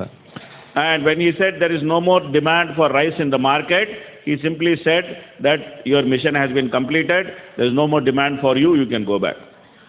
ಅಂದರೆ ಮಾರುಕಟ್ಟೆಯಲ್ಲಿ ಅಕ್ಕಿಗೆ ಇವಾಗ ಏನು ಬೇಡಿಕೆ ಇಲ್ಲ ಅಂದರೆ ಇನ್ನೇನು ಈ ನೀವು ಬಂದಿರುವಂಥ ಎಲ್ಲ ಕೆಲಸ ಪೂರ್ಣ ಆಗಿದೆ, ಇನ್ನೇನು ನೀವು ಇಲ್ಲಿ ಮಾಡಬೇಕಾಗಿರುವಂಥ ಉತ್ತಮ ಇನ್ನೇನು ಕಾರ್ಯ ಇಲ್ಲ, ನೀವು ನಿಮ್ಮ ಧಾಮಕ್ಕೆ ವಾಪಸ್ ಹೋಗ್ಬೋದು ಅಂತ ಪ್ರಾರ್ಥನೆ ಅದು. So this way Advaita Acharya, he brought Lord Chaitanya and he also sent back Lord Chaitanya. ಈ ರೀತಿಯಾಗಿ ಅದ್ವೈತಾಚಾರ್ಯ ಭಗವಂತನ ಈ ಧರೆಗೆ ಬರಮಾಡಿಕೊಂಡ್ರು, ಅವ್ರ ಕೆಲಸ ಮುಗಿದ ಮೇಲೆ ಅವ್ರನ್ನ ಹಾಗೆ ಬೀಳ್ಕೊಟ್ರು. So Advaita Acharya was so powerful that he could call Lord Chaitanya whenever he wants and he could also send back Lord Chaitanya whenever he wants. ಅದ್ವೈತಾಚಾರ್ಯರು ಎಷ್ಟು ಶಕ್ತಿಶಾಲಿಗಳಾಗಿದ್ರು ಅಂದರೆ ಅವರು ಭಗವಂತನ ಅವ್ರಿಗೆ ಬೇಕಾದಾಗ ಅವ್ರು ಕರಿಬಹುದಾಗಿತ್ತು. ಅವರ ಒಂದು ಕಾರ್ಯ ಮುಗಿದ ಮೇಲೆ ಭಗವಂತನ ಹಾಗೆ ತಮ್ಮ ಧಾಮಕ್ಕೆ ಕಳಿಸೋದಕ್ಕೂ ಶಕ್ತರಾಗಿದ್ದರು.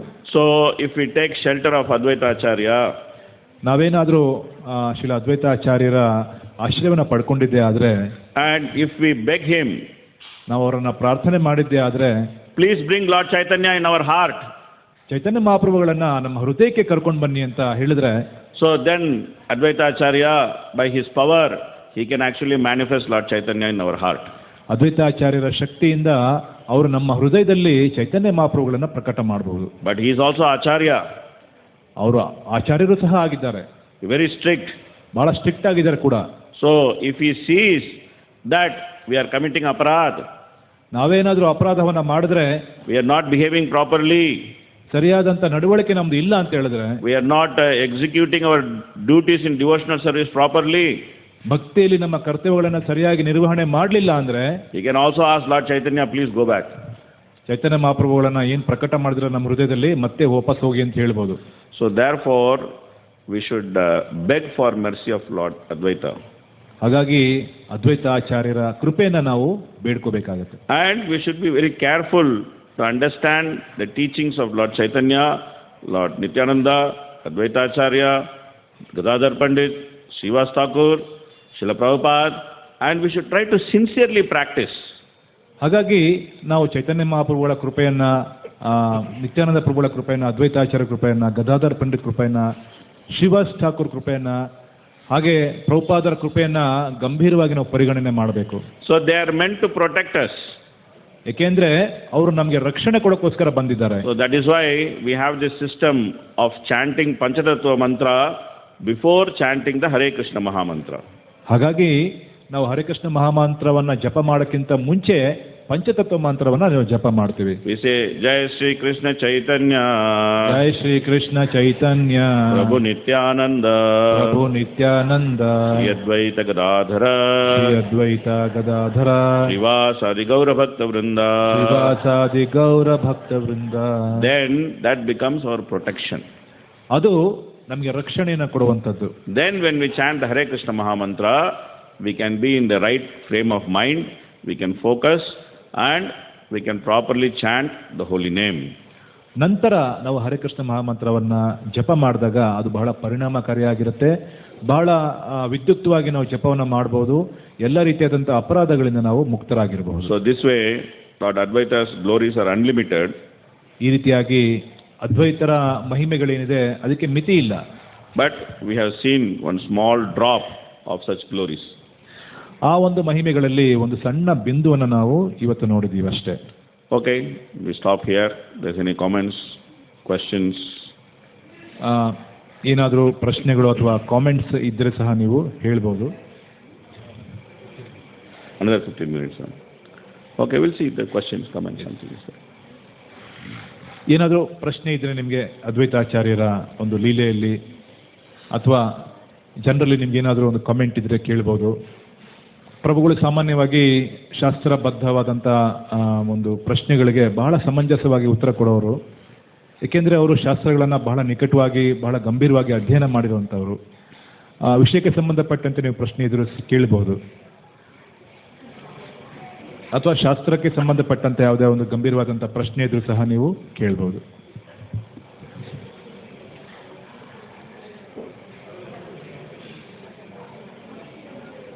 Yes, Mataji.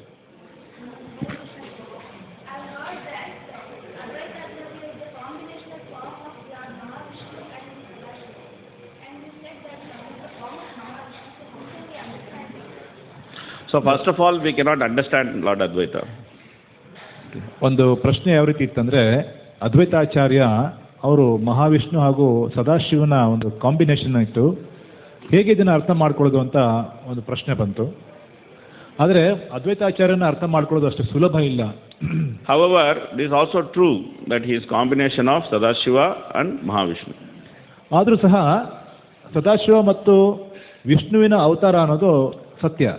So in chapter 6 of Chaitanya Charitamrita Adilila, ಆದಿಲೀಲೆಯ ಚೈತನ್ಯ ಚರಿತಾಮೃತದ 6ನೇ ಅಧ್ಯಾಯದಲ್ಲಿ ಈ ರೀತಿ ಹೇಳ್ತಾ ಇದ್ದಾರೆ.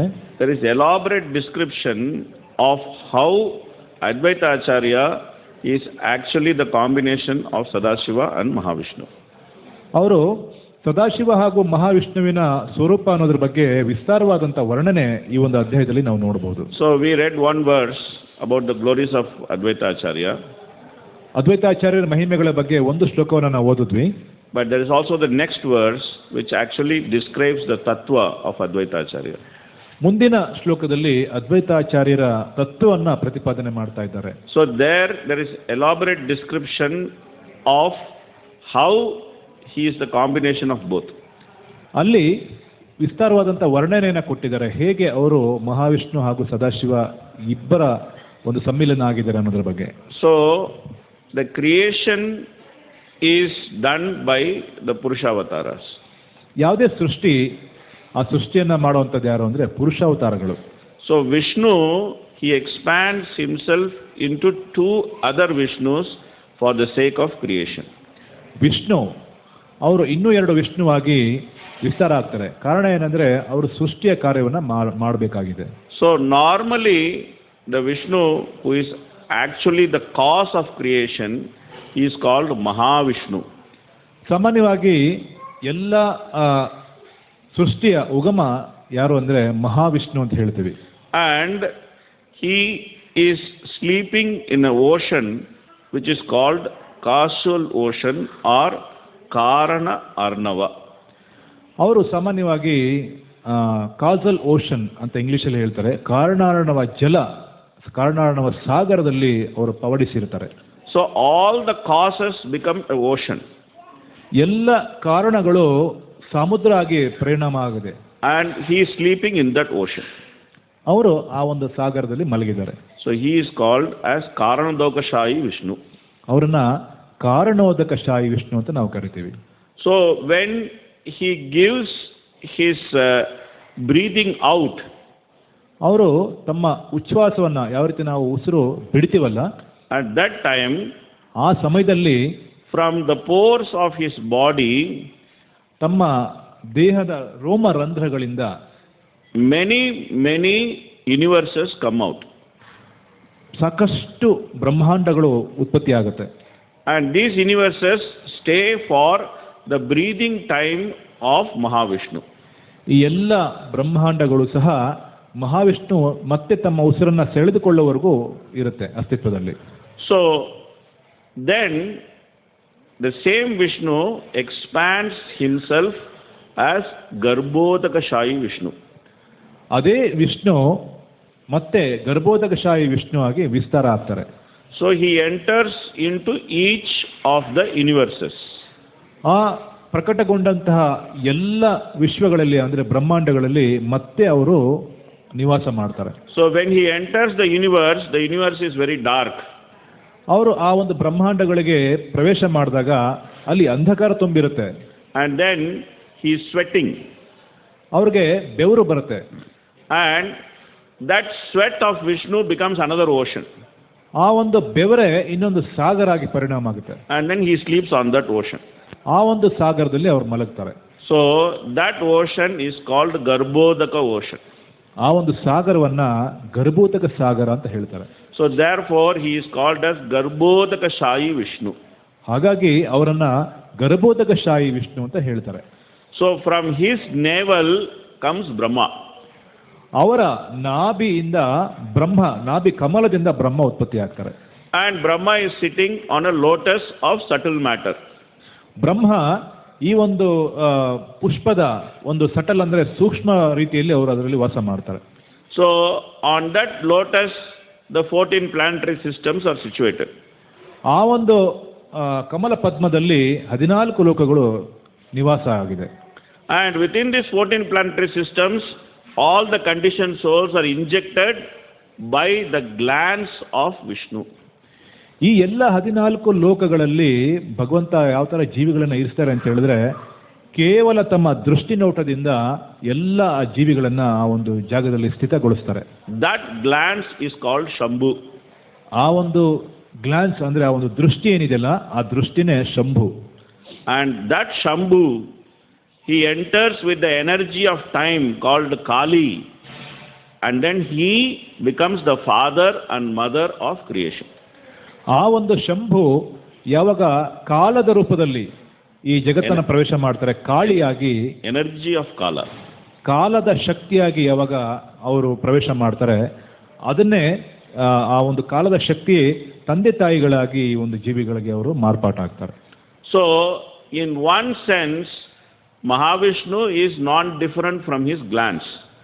ಒಂದು ರೀತಿಯಲ್ಲಿ ನೋಡೋದಾದ್ರೆ ಮಹಾವಿಷ್ಣು ಅವರ ದೃಷ್ಟಿಯಿಂದ ಬೇರೆ ಅಲ್ಲ, ಭಿನ್ನ ಅಲ್ಲ. So this way Advaita Acharya is a combination of Vishnu and Sadashiva also. ಈ ರೀತಿಯಾಗಿ ಅದ್ವೈತಾಚಾರ್ಯ ವಿಷ್ಣು ಹಾಗೂ ಸದಾಶಿವರ ಒಂದು ಸಮ್ಮಿಲನ ಕೂಡ ಆಗಿದ್ದಾರೆ. So therefore he is called as Bhakta Avatara. ಹಾಗಾಗಿ ಅವರನ್ನ ಭಕ್ತ ಅವತಾರ ಅಂತ ನಾವು ತಿಳ್ಕೊತೀವಿ. Because he is directly the Purusha Avatara. ಏಕೆಂದ್ರೆ ಅವರು ನೇರವಾಗಿ ಪುರುಷಾವತಾರನೇ ಆಗಿದ್ದಾರೆ. He is the father of creation. ಅವರು ಎಲ್ಲ ಸೃಷ್ಟಿಗೆ ಜನಕ ಆಗಿದ್ದಾರೆ. So therefore he is also the Acharya. ಹಾಗಾಗಿ ಅವರು ಆಚಾರ್ಯ ಸಹ ಆಗಿದ್ದಾರೆ. So this is his tattva. ಇದು ಅದ್ವೈತಾಚಾರ್ಯರ ಮೂಲ ತತ್ವ. So this has been described elaborately in the 6th chapter of Chaitanya Charitamrita. ಈ ಒಂದು ವಿಷಯವನ್ನ 6ನೇ ಅಧ್ಯಾಯದಲ್ಲಿ ಬಹಳ ವಿಸ್ತಾರವಾಗಿ ವರ್ಣನೆ ಮಾಡಲಾಗಿದೆ. Okay? Hare Okay. Krishna. Any other question? It's a little technical question. ಇದೊಂದು ಬಹಳ ಟೆಕ್ನಿಕಲ್ ಕ್ವಶನ್ ಆಗಿತ್ತು. Yes.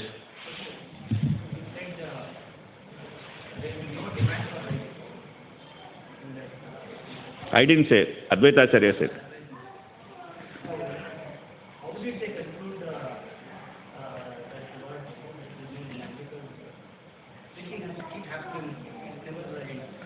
Correct. But the Lord also has to wind off his pastimes. ಪ್ರಶ್ನೆ ಏನಾಗಿತ್ತಂದ್ರೆ ಅದ್ವೈತಾಚಾರ್ಯ ಒಂದು ಸಂದೇಶವನ್ನ ಕೊಟ್ಟಿದ್ರು ಚೈತನ್ಯ ಮಹಾಪ್ರಭುಗೆ, ಇನ್ಮೇಲೆ ಮಾರುಕಟ್ಟೆಯಲ್ಲಿ ಏನು ಅಕ್ಕಿಗೆ ಏನು ಬೇಡಿಕೆ ಇಲ್ಲ ಅಂತ. ಅದು ಹೇಗೆ? ಏಕೆಂದರೆ ಸದಾಕಾಲ ಬೇಡಿಕೆ ಇರುತ್ತಲ್ವಾ ಅಂತ ಹೇಳಿದ್ರು. ಆದರೆ ಪ್ರಭುಗಳು ಏನು ಉತ್ತರ ಕೊಟ್ಟರು ಅಂದರೆ, ಭಗವಂತ ಸಹ ಅವ್ರ ಕೆಲಸ ಆದಮೇಲೆ ಅವರ ನಿವಾಸ ಸ್ಥಾನಕ್ಕೆ ವಾಪಸ್ ಹೋಗ್ಬೇಕಾಗಿತ್ತಲ್ವಾ. Because the natural effect of time has to also happen. ಏಕೆಂದರೆ ಸ್ವಾಭಾವಿಕವಾದಂತಹ ಕಾಲದ ಪರಿಣಾಮ ಅದು ಸಾಮಾನ್ಯವಾಗಿ ಆಗೇ ಆಗುತ್ತೆ. So therefore the Lord comes in between in order to establish the Yuga Dharma. Once the Yuga Dharma is established, the Lord also goes back. ಭಗವಂತ ಈ ಭೌತಿಕ ಜಗತ್ತಿಗೆ ಧರೆಗೆ ಬರೋದಕ್ಕೆ ಮುಖ್ಯ ಕಾರಣ ಏನು? ಧರ್ಮವನ್ನು ಸಂಸ್ಥಾಪನೆ ಮಾಡಲಿಕ್ಕೆ. ಹಾಗೆ ಯುಗ ಧರ್ಮವನ್ನು ಅವರು ಸಂಸ್ಥಾಪನೆ ಮಾಡಿದ್ರು. ಸಂಸ್ಥಾಪನೆ ಮಾಡಿದ್ಮೇಲೆ ಅವರು ತಮ್ಮ ಸ್ವಧಾಮಕ್ಕೆ ವಾಪಸ್ ಹೋಗ್ತಾರೆ. Because this is not the Lord's place. ಯಾಕೆಂದ್ರೆ ಇದು ಭಗವಂತನ ಒಂದು ನಿವಾಸ ಸ್ಥಾನ ಅಲ್ಲ. This is like a jail. ಇದೊಂದು ಜೈಲ್ ತರ. So the kings, he resides in his palace. He doesn't reside in the jail. ಒಬ್ಬ ರಾಜ ತನ್ನ ಆಸ್ಥಾನದಲ್ಲಿ ಅರಮನೆಯಲ್ಲಿ ವಾಸ ಮಾಡ್ತಾರೆ. But the king only creates the jail. ಆದರೆ ರಾಜನೇ ಜೈಲ್ನ ಉತ್ಪತ್ತಿ ಮಾಡ್ತಾರೆ. But sometimes he may come to the jail. ಅವರು ಕೆಲವು ಸರಿ ಆ ಜೈಲ್ಗೆ ಬರಬಹುದು. And then he may do some inspection. ಅವರು ಇನ್ಸ್ಪೆಕ್ಷನ್ ಸ್ವಲ್ಪ ಮಾಡ್ಬೋದು ಅಲ್ಲಿ. And he may correct various things. ಬೇಕಾದಷ್ಟು ಅಲ್ಲಿ ಒಂದು ಸನ್ನಿವೇಶಗಳನ್ನು ಸರಿಪಡಿಸ್ಬೋದು. And he may grant pardon to some convicts. ಅವರು ಅಲ್ಲಿ ಕೆಲವೊಂದು ಸಂಬಂಧಗಳನ್ನು ಸಹ ಸ್ಥಾಪನೆ ಮಾಡ್ಬೋದು. But you can't expect the king to live in the jail. ಆದರೆ ಒಂದು ರಾಜನನ್ನ ಜೈಲಲ್ಲಿ ವಾಸ ಮಾಡುವಂತ ನಾವು ಹೇಳಕ್ಕಾಗಲ್ಲ. So he has to go back to his palace. ಅವರವರ ಅರಮನೆಗೆ ಹೋಗ್ಲೇಬೇಕಲ್ಲ ವಾಪಸ್ಸು. So then the person who invites him to the jail, the in charge of the jail, he tells, okay sir, your duty is now done, whatever you have achieved, now you can go back to your palace. ಆದರೆ ಯಾರು ಆ ರಾಜನನ್ನ ಆ ಒಂದು ಸೆರೆಮನೆಗೆ ಕರೆದಿದ್ರೋ ಅವ್ರದ್ದು ಕೆಲಸ ಇದೆಯಲ್ಲ, ಏನು ನೀವು ಬಂದ್ರೆ ನಿಮ್ದೆಲ್ಲ ಕೆಲಸಗಳನ್ನ ನೀವು ಮುಗಿಸಿದ್ರೆ ದಯವಿಟ್ಟು ಈಗ ನಿಮ್ಮ ಸ್ವಸ್ಥಾನಕ್ಕೆ ವಾಪಸ್ ಹೋಗಿ ಅಂತ ಅವ್ರು ಹೇಳ್ಬೋದು. But then it becomes the responsibility of others to follow what he has established. ಆದರೆ ಬೇರೆಯವ್ರದ್ದು ಸಹ ಜವಾಬ್ದಾರಿ ಇದೆ. ಅವ್ರು ಏನು ಪ್ರತಿಪಾದನೆ ಮಾಡಿದ್ರು ಅಥವಾ ಏನು ಆ ಧರ್ಮವನ್ನು ಸಂಸ್ಥಾಪನೆ ಮಾಡಿದ್ರು ಅದನ್ನ ಪಾಲನೆ ಮಾಡೋಕೆ ಎಲ್ಲಾದ್ರೂ ಜವಾಬ್ದಾರಿ ಇದೆ. So if Lord Chaitanya is staying till now, ಆದರೆ ಚೈತನ್ಯ ಮಹಾಪ್ರಭು ಈಗವರೆಗೂ ಇದ್ರೆ ಅಕಸ್ಮಾತ್ ಆಗಿ, so what you and me will do? ನಾವೇನ್ ಮಾಡ್ತಾ ಇದ್ವಿ? We have to do some work, no?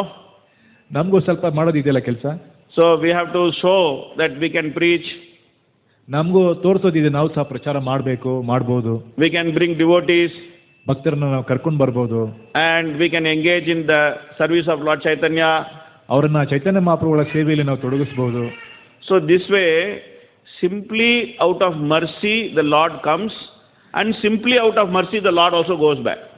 ಈ ರೀತಿಯಾಗಿ ಭಗವಂತ ಕೇವಲ ಕೃಪೆಯನ್ನು ಕೊಡ್ಲಿಕ್ಕೋಸ್ಕರ ಅವ್ರು ಬರ್ತಾರೆ, ಕೃಪೆಯನ್ನು ಕೊಟ್ಟು ಅವರು ವಾಪಸ್ ಹೋಗ್ತಾರೆ. Like for example in Bhagavad Gita, Arjuna is saying, why should we kill all these people? Arjuna Mahabharata ಯುದ್ಧದಲ್ಲಿ ಸುಮ್ಮನೆ ಅವ್ರು ಹೇಳ್ತಾ ಇದ್ರು, ಎಲ್ಲ ಜನರನ್ನ ನಾವು ಯಾಕೆ ಕೊಲ್ಲಬೇಕು ಅಂತ. Will you kill them? ನೀವು ಅದನ್ನ ಅವ್ರನ್ನ ಕೊಲ್ತೀಯ ನೀನು ಪ್ರಶ್ನೆ ಮಾಡ್ತಾ ಇದ್ದಾರೆ. He's asking, oh, you are called Janardana. Janardana means you are the protector of the population.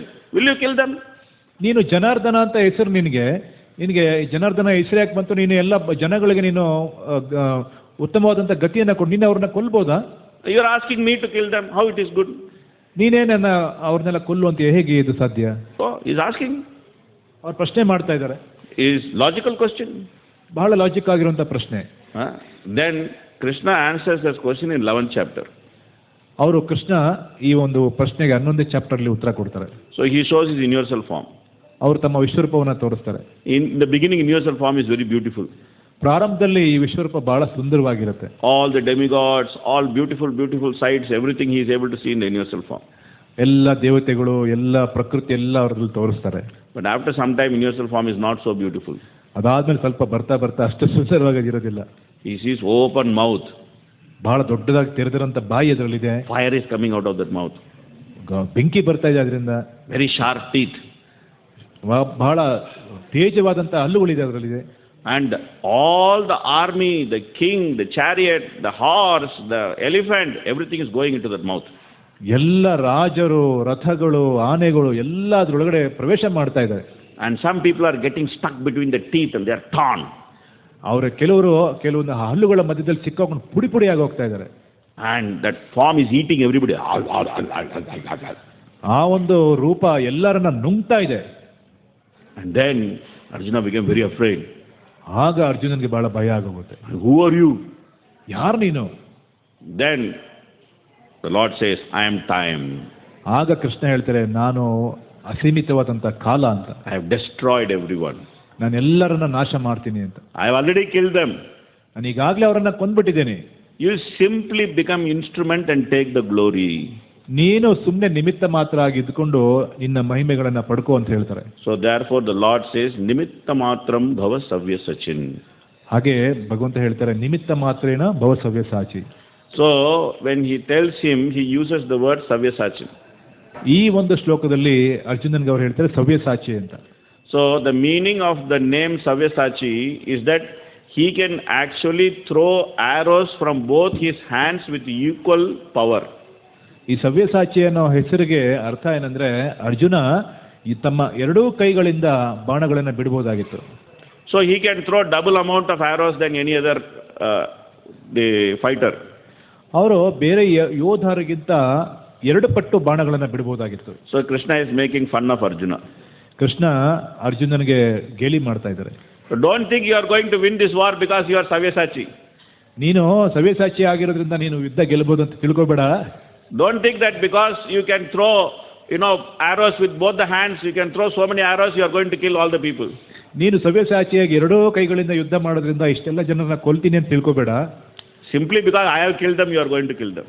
ನಾನು ಅವ್ರನ್ನ ಕೊಲ್ಲೋದ್ರಿಂದ ನೀನು ಅವ್ರನ್ನ ಕೊಲ್ಲಕ್ಕೆ ಸಾಧ್ಯ ಆಗ್ತಾ ಇದೆ. Whether you are Savyasachi or no Sachi, but if I cannot kill them, you cannot kill them. ನೀನು ಸವ್ಯಸಾಚಿ ಆಗಿರ್ಬೋದು, ಸಾಚಿ ಆಗಿರ್ಬೋದು, ಆದರೆ ನಾನು ಮಾಡೋದ್ರಿಂದ ನೀನು ಮಾಡೋಕ್ಕಾಗತ್ತೆ ಅಂತ ಹೇಳ್ತಾರೆ. So this way he told Arjuna, Nimitta matram bhava Savyasachin. ಈ ರೀತಿ ಅರ್ಜುನನಿಗೆ ಅವರು ಹೇಳ್ತಾ ಇದ್ದಾರೆ, ನಿಮಿತ್ತ ಮಾತ್ರೇಣ ಭವ ಸವ್ಯಸಾಚಿ. So this way he gives opportunity for Arjuna to become glorious. ಈ ರೀತಿಯಾಗಿ ಅರ್ಜುನನಿಗೆ ಅವ್ರ ಮುಂದೆ ಮಹಿಮೆಗಳನ್ನ ಪಡ್ಕೊಳ್ಳೋದಕ್ಕೆ ಭಗವಂತ ಕಾರಣ ತೋರಿಸ್ತಾ ಇದ್ದಾರೆ. So Mahaprabhu's mercy is the one which makes devotees even today. ಮಹಾಪ್ರಭುಗಳ ಕೃಪೆ ಈಗಲೂ ಸಹ ಕೆಲಸ ಮಾಡ್ತಾ ಇದೆ ಭಕ್ತರ ಮಾಡುವಂತ ನಿಟ್ಟಿನಲ್ಲಿ. If I become devotee, you become devotee, you preach to someone, he becomes devotee. They are not becoming devotee because of us. ನಾವು ಯಾರಿಗೊಬ್ರು ಪ್ರಚಾರ ಮಾಡ್ತಾ ಇದ್ದೀವಿ, ಅವ್ರು ಇನ್ನೊಬ್ರು ಯಾರಿಗೂ ಪ್ರಚಾರ ಮಾಡ್ತಾ ಇದ್ದಾರೆ, ಈ ರೀತಿ ಅವರೆಲ್ಲ ಭಕ್ತರಾಗ್ತಾ ಇದ್ದಾರೆ ಅಂದ್ರೆ ನಮ್ಮ ಕೃಪೆಯಿಂದ ಅಲ್ಲ. They are becoming devotee because of Mahaprabhu's mercy, because of Nityananda's mercy, because of Advaita Acharya's mercy, because of Prabhupada's mercy. ಅವರೆಲ್ಲ ಭಕ್ತರಾಗ್ತಾ ಇದ್ದಾರೆ ಅಂದ್ರೆ ಅದು ಚೈತನ್ಯ ಮಹಾಪ್ರಭುಗಳ ಕೃಪೆ, ಅದ್ವೈತಾಚಾರ್ಯರ, ನಿತ್ಯಾನಂದ ಪ್ರಭುಗಳ ಕೃಪೆ ಆಗಿದೆ, ಪ್ರಭುಪಾದರ ಕೃಪೆ ಆಗಿದೆ. And our spiritual master's mercy. ನಮ್ಮ ಗುರುಗಳ ಕೃಪೆ ಆಗಿದೆ. We have no role. ನಮ್ಗೆ ಇದರಲ್ಲಿ ಯಾವುದೇ ರೀತಿಯಾದ ಪಾತ್ರ ಇಲ್ಲ. But we become reason. ಆದರೆ ನಾವು ನಿಮಿತ್ತ ಮಾತ್ರ ಆಗಿರ್ಬೇಕಷ್ಟೇ. So then we think, oh, I am great preacher. ಆಗ ನಾವು ಯೋಚನೆ ಮಾಡ್ತೀವಿ, ಯಾರಾದ್ರೂ 4 ಜನ ಭಕ್ತರನ್ನ ಮಾಡಿಬಿಟ್ರೆ, ನಾನು ಬಹಳ ದೊಡ್ಡ ಪ್ರಚಾರಕ ಆಗಿದ್ದೀನಿ, We are great class giver. ಬಹಳ ಚೆನ್ನಾಗಿ ಕ್ಲಾಸ್ ಕೊಡ್ತೀನಿ ನಾನು. ಸಾಮಾನ್ಯ ಅಲ್ಲ. We can give nice class. ಭಾಳ ಚೆನ್ನಾಗಿ ಕ್ಲಾಸ್ ಮಾಡ್ಬೋದು. No, we are nimitta matra. ನಾವು ನಿಮಿತ್ತ ಮಾತ್ರ ಆಗಿದ್ದೀವಿ. So for us to become that nimitta matra, ಆ ನಿಮಿತ್ತ ಮಾತ್ರ ನಾವು ಆಗಬೇಕು ಅಂದರೆ, therefore the Lord comes ಭಗವಂತ ಬಂದು and then he goes back also. ಅವ್ರು ವಾಪಸ್ ಹೋಗ್ತಾರೆ. Make sense? Okay. So we can close here. Or any other question is there? Yes.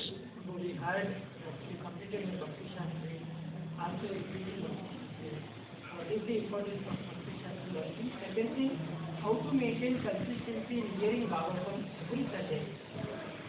Okay. So, Prabhupada gave Bhakti Shastri as an exam in order to make Brahmanas. ಶಿಲ ಪ್ರಭುಪಾದರು ಈ ಭಕ್ತಿ ಶಾಸ್ತ್ರಿ ಅನ್ನೋ ಒಂದು ಪರೀಕ್ಷೆಯನ್ನ ಬ್ರಾಹ್ಮಣರನ್ನ ಉತ್ಪತ್ತಿ ಮಾಡಲಿಕ್ಕೋಸ್ಕರ ಕೊಟ್ಟಿದ್ದಾರೆ. So he said that anyone who passes Bhakti Shastri exam, then they can become Brahmana. ಯಾರಾದರೂ ಈ ಭಕ್ತಿ ಶಾಸ್ತ್ರಿಯನ್ನ complete ಮಾಡಿದ್ರೆ ಅವರು ಬ್ರಾಹ್ಮಣ ದೀಕ್ಷೆನ ಪಡ್ಕೋಬಹುದು. So what is Brahmana? ಬ್ರಾಹ್ಮಣ ಅಂದ್ರೆ ಯಾರು? Samadava tapasaucham shantirajyamyevacha jnana vijnanamastikam brahmakarma swabhavajam. Krishna says in Bhagavad Gita in the 18th chapter. 18ನೇ ಅಧ್ಯಾಯದಲ್ಲಿ ಕೃಷ್ಣ ಹೇಳ್ತಾರೆ, ಶಮದಮ ತಪಸ್ ಶೌಚಂ, ಈ ರೀತಿಯಾದಂಥ ಗುಣಗಳನ್ನು ಯಾರು ಪಡ್ಕೊಂಡಿರ್ತಾರೋ ಅವರು ಬ್ರಾಹ್ಮಣ ಆಗ್ಬೋದು ಅಂತ. So Bhakti Shastri is meant to give us these characteristics. ಭಕ್ತಿ ಶಾಸ್ತ್ರಿ ಈ ಒಂದು ಗುಣಗಳನ್ನ ಒಬ್ಬ ವ್ಯಕ್ತಿಯಲ್ಲಿ ಉತ್ಪನ್ನ ಮಾಡ್ಲಿಕ್ಕೋಸ್ಕರ ನಾವು ಮಾಡ್ತೀವಿ. So how to get these characteristics? ಈ ಒಂದು ಗುಣಗಳನ್ನ ಹೇಗೆ ನಾವು ಪಡ್ಕೋಬಹುದು? We have to seriously read Prabhupada's books. ಬಹಳ ಗಂಭೀರವಾಗಿ ನಾವು ಶಿಲ ಪ್ರಭುಪಾದರ ಪುಸ್ತಕಗಳನ್ನ ಓದಬೇಕಾಗಿದೆ. So normally everybody knows Bhagavad Gita 2.7. ಎಲ್ಲರಿಗೂ ಭಗವದ್ಗೀತಾ 2.7 ಎರಡನೇ ಅಧ್ಯಾಯ 7ನೇ ಶ್ಲೋಕ ಗೊತ್ತು. What is the verse? ಕಾರ್ಪಣ್ಯ ದೋಷೋ ಪಖತ ಸ್ವಭಾವ ಪ್ರಚಾಮಿತಂ ಧರ್ಮ ಸಮೂಢಚೇತ ಶ್ರೇಯಾನಂ ನಿಶ್ಚಿತಂ ಬ್ರೂಹಿ ತನ್ಮೇ ಶಿಷ್ಯಸ್ತೇಹಂ ಶಾದಿಮಾಂ ತ್ವಾಂ ಪ್ರಪನ್ನಂ. But there is one more verse which is 2.8. Who knows? 2.8 ಇನ್ನೊಂದು ವರ್ಷ ಇದೆ, ಅದರಲ್ಲಿ ಏನಿದೆ ಏನು ಹೇಳ್ತಾರೆ?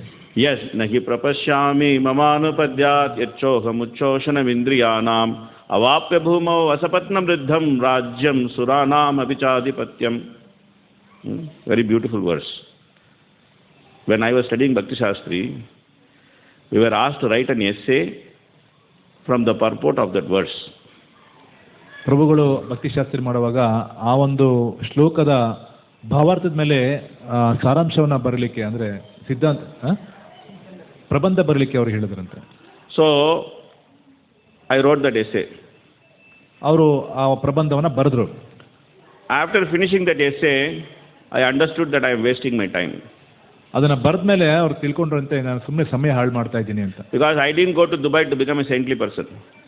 ನಾನು ದುಬೈಗೆ ಹೋಗಿ ಅವರು ಒಂದು ಸಾಧು ಆಗ್ಲಿಕ್ಕೆ ಬಯಸಲಿಲ್ಲ. I went to Dubai like anybody else. They go to Dubai to make money. ದುಬೈಗೆ ಹೋದ್ರು, ಅವರು ಹಣ ಮಾಡ್ಲಿಕ್ಕೋಸ್ಕರ ಹೋದ್ರು. Because we think that when we have money, we can solve our problem. ನಮಗೆ ಹಣ ಬಂದರೆ ನಮ್ಮ ಸಮಸ್ಯೆ ಎಲ್ಲ ಬಗೆಹರಿಯುತ್ತೆ ಅಂತ ತಿಳ್ಕೊಂಡ್ರು. So I was also thinking like that. If I have money, I can solve my problem. ಹಣ ಇದ್ರೆ ನನಗೆ ಎಲ್ಲ ಸಮಸ್ಯೆ ಬಗೆಹರಿಯುತ್ತೆ ಅಂತ ತಿಳ್ಕೊಂಡ್ರು. But in that purport, Prabhupada explains that no amount of economic development can solve the problem of human life. ಆ ಒಂದು ಭಾವಾರ್ಥದಲ್ಲಿ ಶಿಲಾ ಪ್ರಭುಪಾದ್ ಬರೀತಾರೆ, ಎಷ್ಟೇ ಒಂದು ಆರ್ಥಿಕ ಸುಧಾರಣೆ ಆದರೂ ಸಹ, ಆರ್ಥಿಕ ಕ್ರಾಂತಿ ಆದರೂ ಸಹ ಭೌತಿಕ ಜಗತ್ತಲ್ಲಿ ಇರುವಂಥ ಸಮಸ್ಯೆಗಳನ್ನ ಬಗೆಹರಿಸಕ್ಕೆ ಸಾಧ್ಯ ಇಲ್ಲ. So me and my wife, both of us did Bhakti Shastri together. ಪ್ರಭುಗಳು ಮತ್ತೆ ಮಾತಾಜಿ ಇಬ್ರು ಸಹ ಜೊತೆಯಲ್ಲಿ ಭಕ್ತಿ ಶಾಸ್ತ್ರಿಯನ್ನ ಮಾಡಿದ್ದಾರೆ. So we both understood we are wasting time together. ಜೊತೆಯಲ್ಲಿ ನಾವು ಸಮಯವನ್ನು ಹಾಳು ಮಾಡ್ತಾ ಇದ್ದೀವಿ ಅಂತ. So my wife told, time has come for us to pack up. ಈಗ ನಮಗೆ ಸಮಯ ಬಂದಿದೆ ಇಲ್ಲಿಂದ ಪ್ಯಾಕ್ ಮಾಡ್ಕೊಂಡು ಹೋಗ್ಲಿಕ್ಕೆ. What is the use of making money? ಹಣ ಮಾಡಿ ಏನು ಪ್ರಯೋಜನ ಇದೆ? Let's pack up, let's go. Pack ಮಾಡ್ಕೊಂಡು ಹೋಗೋಣ ಅಂತ ತೀರ್ಮಾನ ಮಾಡಿದ್ರು. So then we did some planning. ಅವರು ಸ್ವಲ್ಪ ಯೋಜನೆಯನ್ನ ಮಾಡಿದ್ರು, how to pack up. ಹೇಗೆ ಪ್ಯಾಕಪ್ ಮಾಡೋದು, and then we packed up. Pack up ಮಾಡಿದ್ರು. So this is the power of reading, doing Bhakti Shastri. ಭಕ್ತಿ ಶಾಸ್ತ್ರಿಯನ್ನ ಓದುವಂಥ ಶಕ್ತಿ ಇದು. ಅದನ್ನು ಓದೋದ್ರಿಂದ ನಮಗೆ ಗಳಿಸ್ಕೊಳ್ಳುವಂಥ ಶಕ್ತಿ ಇದು ಅಂತ ಹೇಳ್ತಾರೆ. So Bhakti Shastri gives us the opportunity to actually explore Prabhupada's purports very deeply. ಭಕ್ತಿಶಾಸ್ತ್ರಿ ಪ್ರಭುಪಾದರ ಭಾವಾರ್ಥಗಳನ್ನು ಬಹಳ ಆಳವಾಗಿ ಅಧ್ಯಯನ ಮಾಡಲಿಕ್ಕೆ ನಮಗೆ ಅವಕಾಶವನ್ನು ಕೊಡುತ್ತೆ. Even a stupid person like me, when he is able to explore the purports of Prabhupada and make some life-changing decision, intelligent people like you, it will be very easy for you. ಯಾರೇ ಒಬ್ಬ ಮೂರ್ಖ ವ್ಯಕ್ತಿ ಸಹ ಶಿಲ ಪ್ರಭುಪಾದರ ಭಾವಾರ್ಥಗಳನ್ನು ಓದಿ ತಮ್ಮ ಜೀವನವನ್ನು ಸಾರ್ಥಕ ಪಡಿಸ್ಕೋಬೋದು ಅಂತ ಹೇಳಿದ್ರೆ ಲೋಕಬಂಧು ಪ್ರಭು ಅಂತ ಬುದ್ಧಿವಂತರು ಅದನ್ನು ಇನ್ನೂ ಚೆನ್ನಾಗಿ explain ಮಾಡ್ಬೋದಲ್ವಾ. So therefore, Bhakti Shastri is very important. ಭಕ್ತಿಶಾಸ್ತ್ರಿ ಬಹಳ ಗಂಭೀರವಾಗಿದೆ, ಪ್ರಮುಖವಾಗಿದೆ. And by studying Bhakti Shastri, we should become more humble.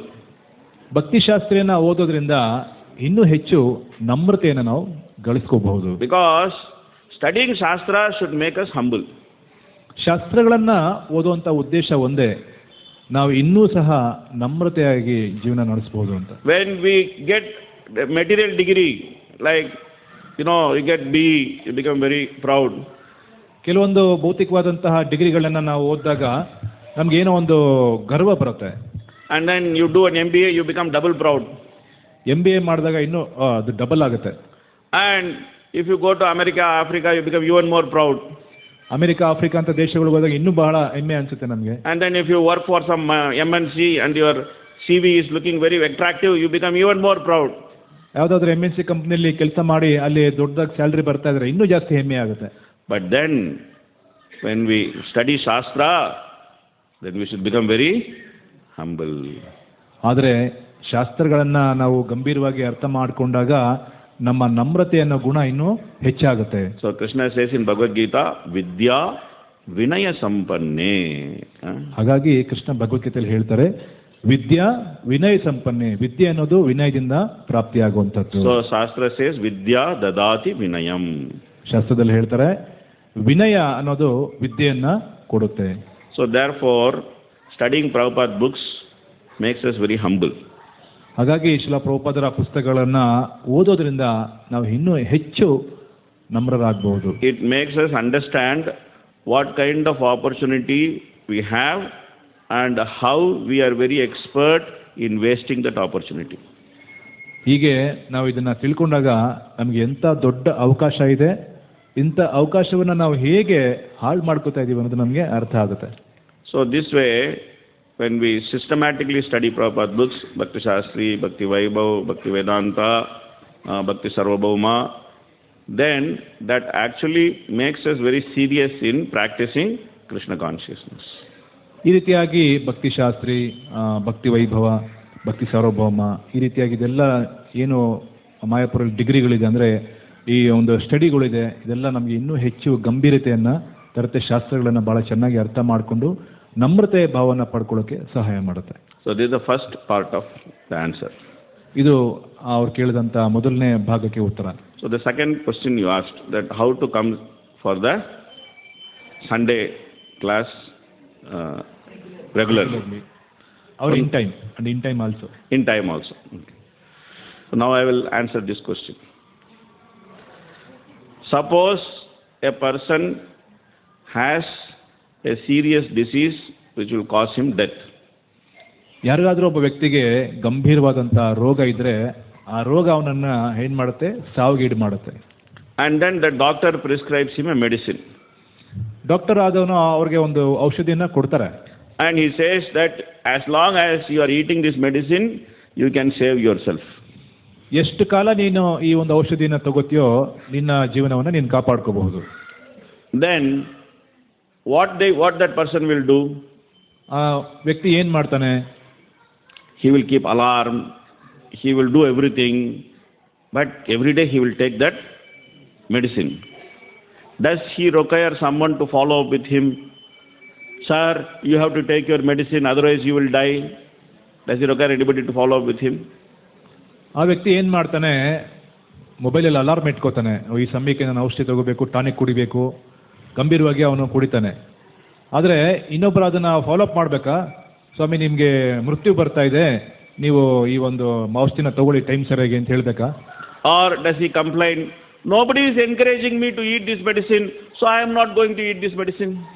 ಯಾರು ನನಗೆ ಈ ಒಂದು ಮೆಡಿಸಿನ್ ತಗೊಳಕ್ಕೆ ಹೇಳ್ತಾ ಇಲ್ಲ, ನಾನು ಯಾಕೆ ಇದನ್ನು ತಗೋಬೇಕು ಅಂತ ಯೋಚನೆ ಮಾಡೋಕ್ಕಾಗತ್ತಾ? Does he complain like that? ಅವ್ರ ಹತ್ರ ಯೋಚನೆ ಮಾಡೋಕ್ಕಾಗತ್ತಾ?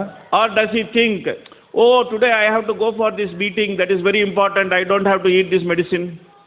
ಈ ಒಂದು ಮೀಟಿಂಗ್ ನಾನು ಹೋಗಬೇಕು, ಈ ಒಂದು ಮೆಡಿಸಿನ್ ನಾನು ತಗೊಳಕ್ಕೆ ಏನು ಇಷ್ಟಪಡ್ತಾ ಇಲ್ಲ ಅಂತ ಹೇಳಕ್ಕಾಗತ್ತಾ? He will leave everything and first of all eat that medicine, because if he doesn't eat that medicine, he will die. ಅವನು ಎಲ್ಲ ಬಿಟ್ಟು ಆ ಒಂದು ಔಷಧಿಯನ್ನು ತಗೋತಾನೆ, ಎಲ್ಲ ತಗೊಳ್ಳಿಲ್ಲ ಅಂದರೆ ಸಾಯ್ತಾನೆ. So, that is this medicine which is Bhagavatam. ಅದೇ ಔಷಧಿ ಈ Bhagavata. So, Bhava Aushadhi, it's called Bhava Aushadhi. ಇದು ಭವ ಔಷಧಿ, ಭವರೋಗಕ್ಕೆ ಮದ್ದು.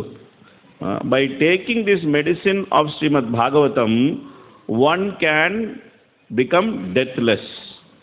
ಈ ಒಂದು ಭಾಗವತ ಅನ್ನೋ ಭವ ಔಷಧವನ್ನು ಯಾರು ತಗೋತಾರೋ ಅವರು ಮೃತ್ಯುವಿಂದ ಪಾರಾಗ್ತಾರೆ. There is a very nice verse in Mukundamala Stotra. ಮುಕುಂದಮಾಲಾ ಸ್ತೋತ್ರದಲ್ಲಿ ಒಂದು ವಿಶೇಷವಾದಂಥ ಶ್ಲೋಕ ಇದೆ.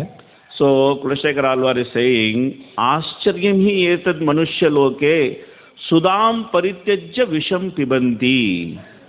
What he is saying? That this is very surprising. Ascharyam hi etad manushya loke. In this human society, it is very surprising. ಈ ಒಂದು ಮನುಷ್ಯ ಸಮಾಜ ಬಹಳ ಆಶ್ಚರ್ಯಕರವಾಗಿದೆ. Sudam parityajya visham pibanti. ಮಧುವನ್ನ That the amrita which will give deathlessness, they are throwing that amrita and they are drinking poison which will kill them.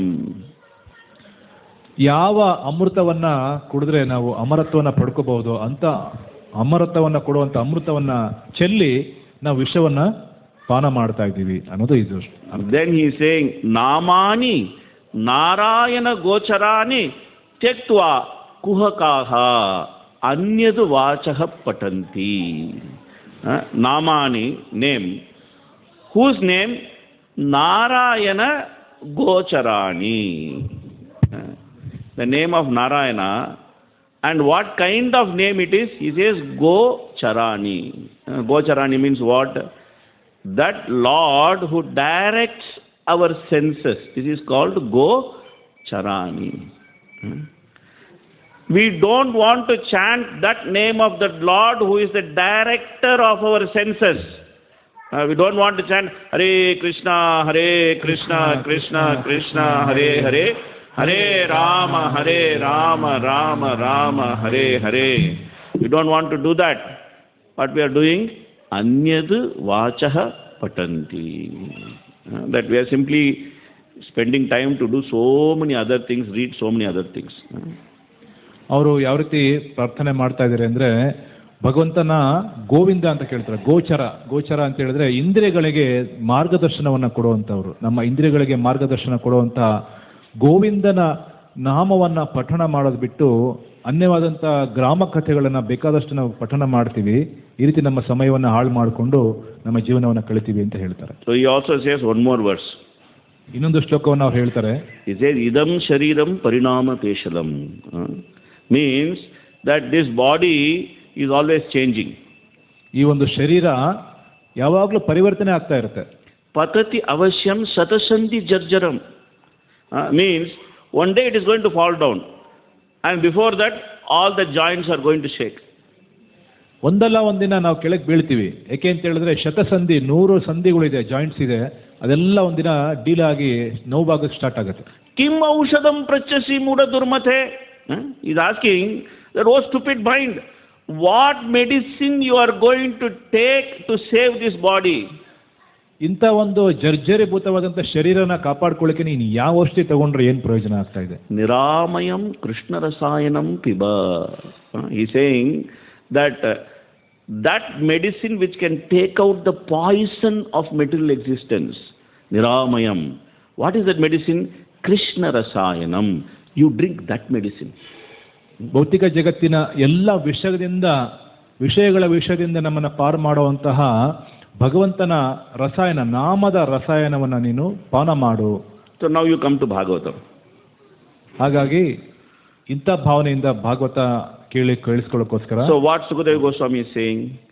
Nigamakalpatoror galitam phalam sukhamukat amrita drava samyutam ಪಿಬತ Bhagavatam ರಸಮಾಲಯಂ ಮುಹುರಹೋ Rasika ಭೂಭಾವುಕಾಹ. Kulashekara Alvar is saying that you drink that medicine of Krishna which will save you from death. Sukadeva Goswami is saying, Pibata Bhagavatam Rasam Alayam. He is saying Bhagavatam is that medicine. You drink that medicine even after liberation also you can keep drinking that medicine. ಇಲ್ಲಿ ಮುಕುಂದ ಮಲ ಸತ್ರದಲ್ಲಿ ಏನು ಹೇಳ್ತಾ ಇದ್ದಾರೆ, ನೀವು ಆ ಒಂದು ಭವ ಔಷಧಿಯನ್ನು ತಗೊಳ್ಳಿ, ಅಮೃತವನ್ನು ತಗೊಳ್ಳಿ ಅಂತ ಹೇಳ್ತಾ ಇದ್ದಾರೆ. ಇಲ್ಲಿ ಭಾಗವತದಲ್ಲಿ ಶುಕದೇವ ಗೋಸ್ವಾಮಿ ಹೇಳ್ತಾ ಇದ್ದಾರೆ, ಭಾಗವತನೇ ಅಂತ ಒಂದು ದಿವ್ಯವಾದಂತಹ ಔಷಧಿ ಭವರೋಗಕ್ಕೆ ಅಂತ ಹೇಳ್ತಾ ಇದ್ದಾರೆ. ಹಾಗಾಗಿ ಭಾಗವತ ಅನ್ನೋ ಔಷಧಿ ಭವರೋಗದಲ್ಲಿ ಇರೋರಿಗೆ ಬೇಕಾದರೆ ಅವರು ಸಮಯಕ್ಕೆ ಸರಿಯಾಗಿ ಭಾಗವತ ಕ್ಲಾಸ್ಗೆ ಬರಬೇಕು. So are we going to die? ನಮಗೆ ಮೃತ್ಯು ಬಂದೇ ಬರುತ್ತಲ್ವಾ? Anybody has doubt? ಯಾರು ಸಂಶಯ ಇದೆಯಾ ಯಾರಿಗಾದ್ರು? That I may not die, maybe other person will die. Anybody has doubt like that? Do we want to die? Nobody wants to die. Do we want to take a medicine which will save us from death? Everybody wants to take that medicine. Do we require someone to remind us to take that medicine? We don't require anybody to remind us to take that medicine. Should we come for Bhagavatam class? Why only on Sunday? Every day you should come for Bhagavatam class. Because every day you should take that medicine. Bhagavatam is saying, Nityam Bhagavata Sevaya. Nityam Bhagavata Sevaya. At least here, weekly Bhagavata Sevaya. Yes? Got your answer? Okay, we'll stop. Hare Krishna, Krishna Krishna, Hare Hare. Hare Ram, Ram Ram, Hare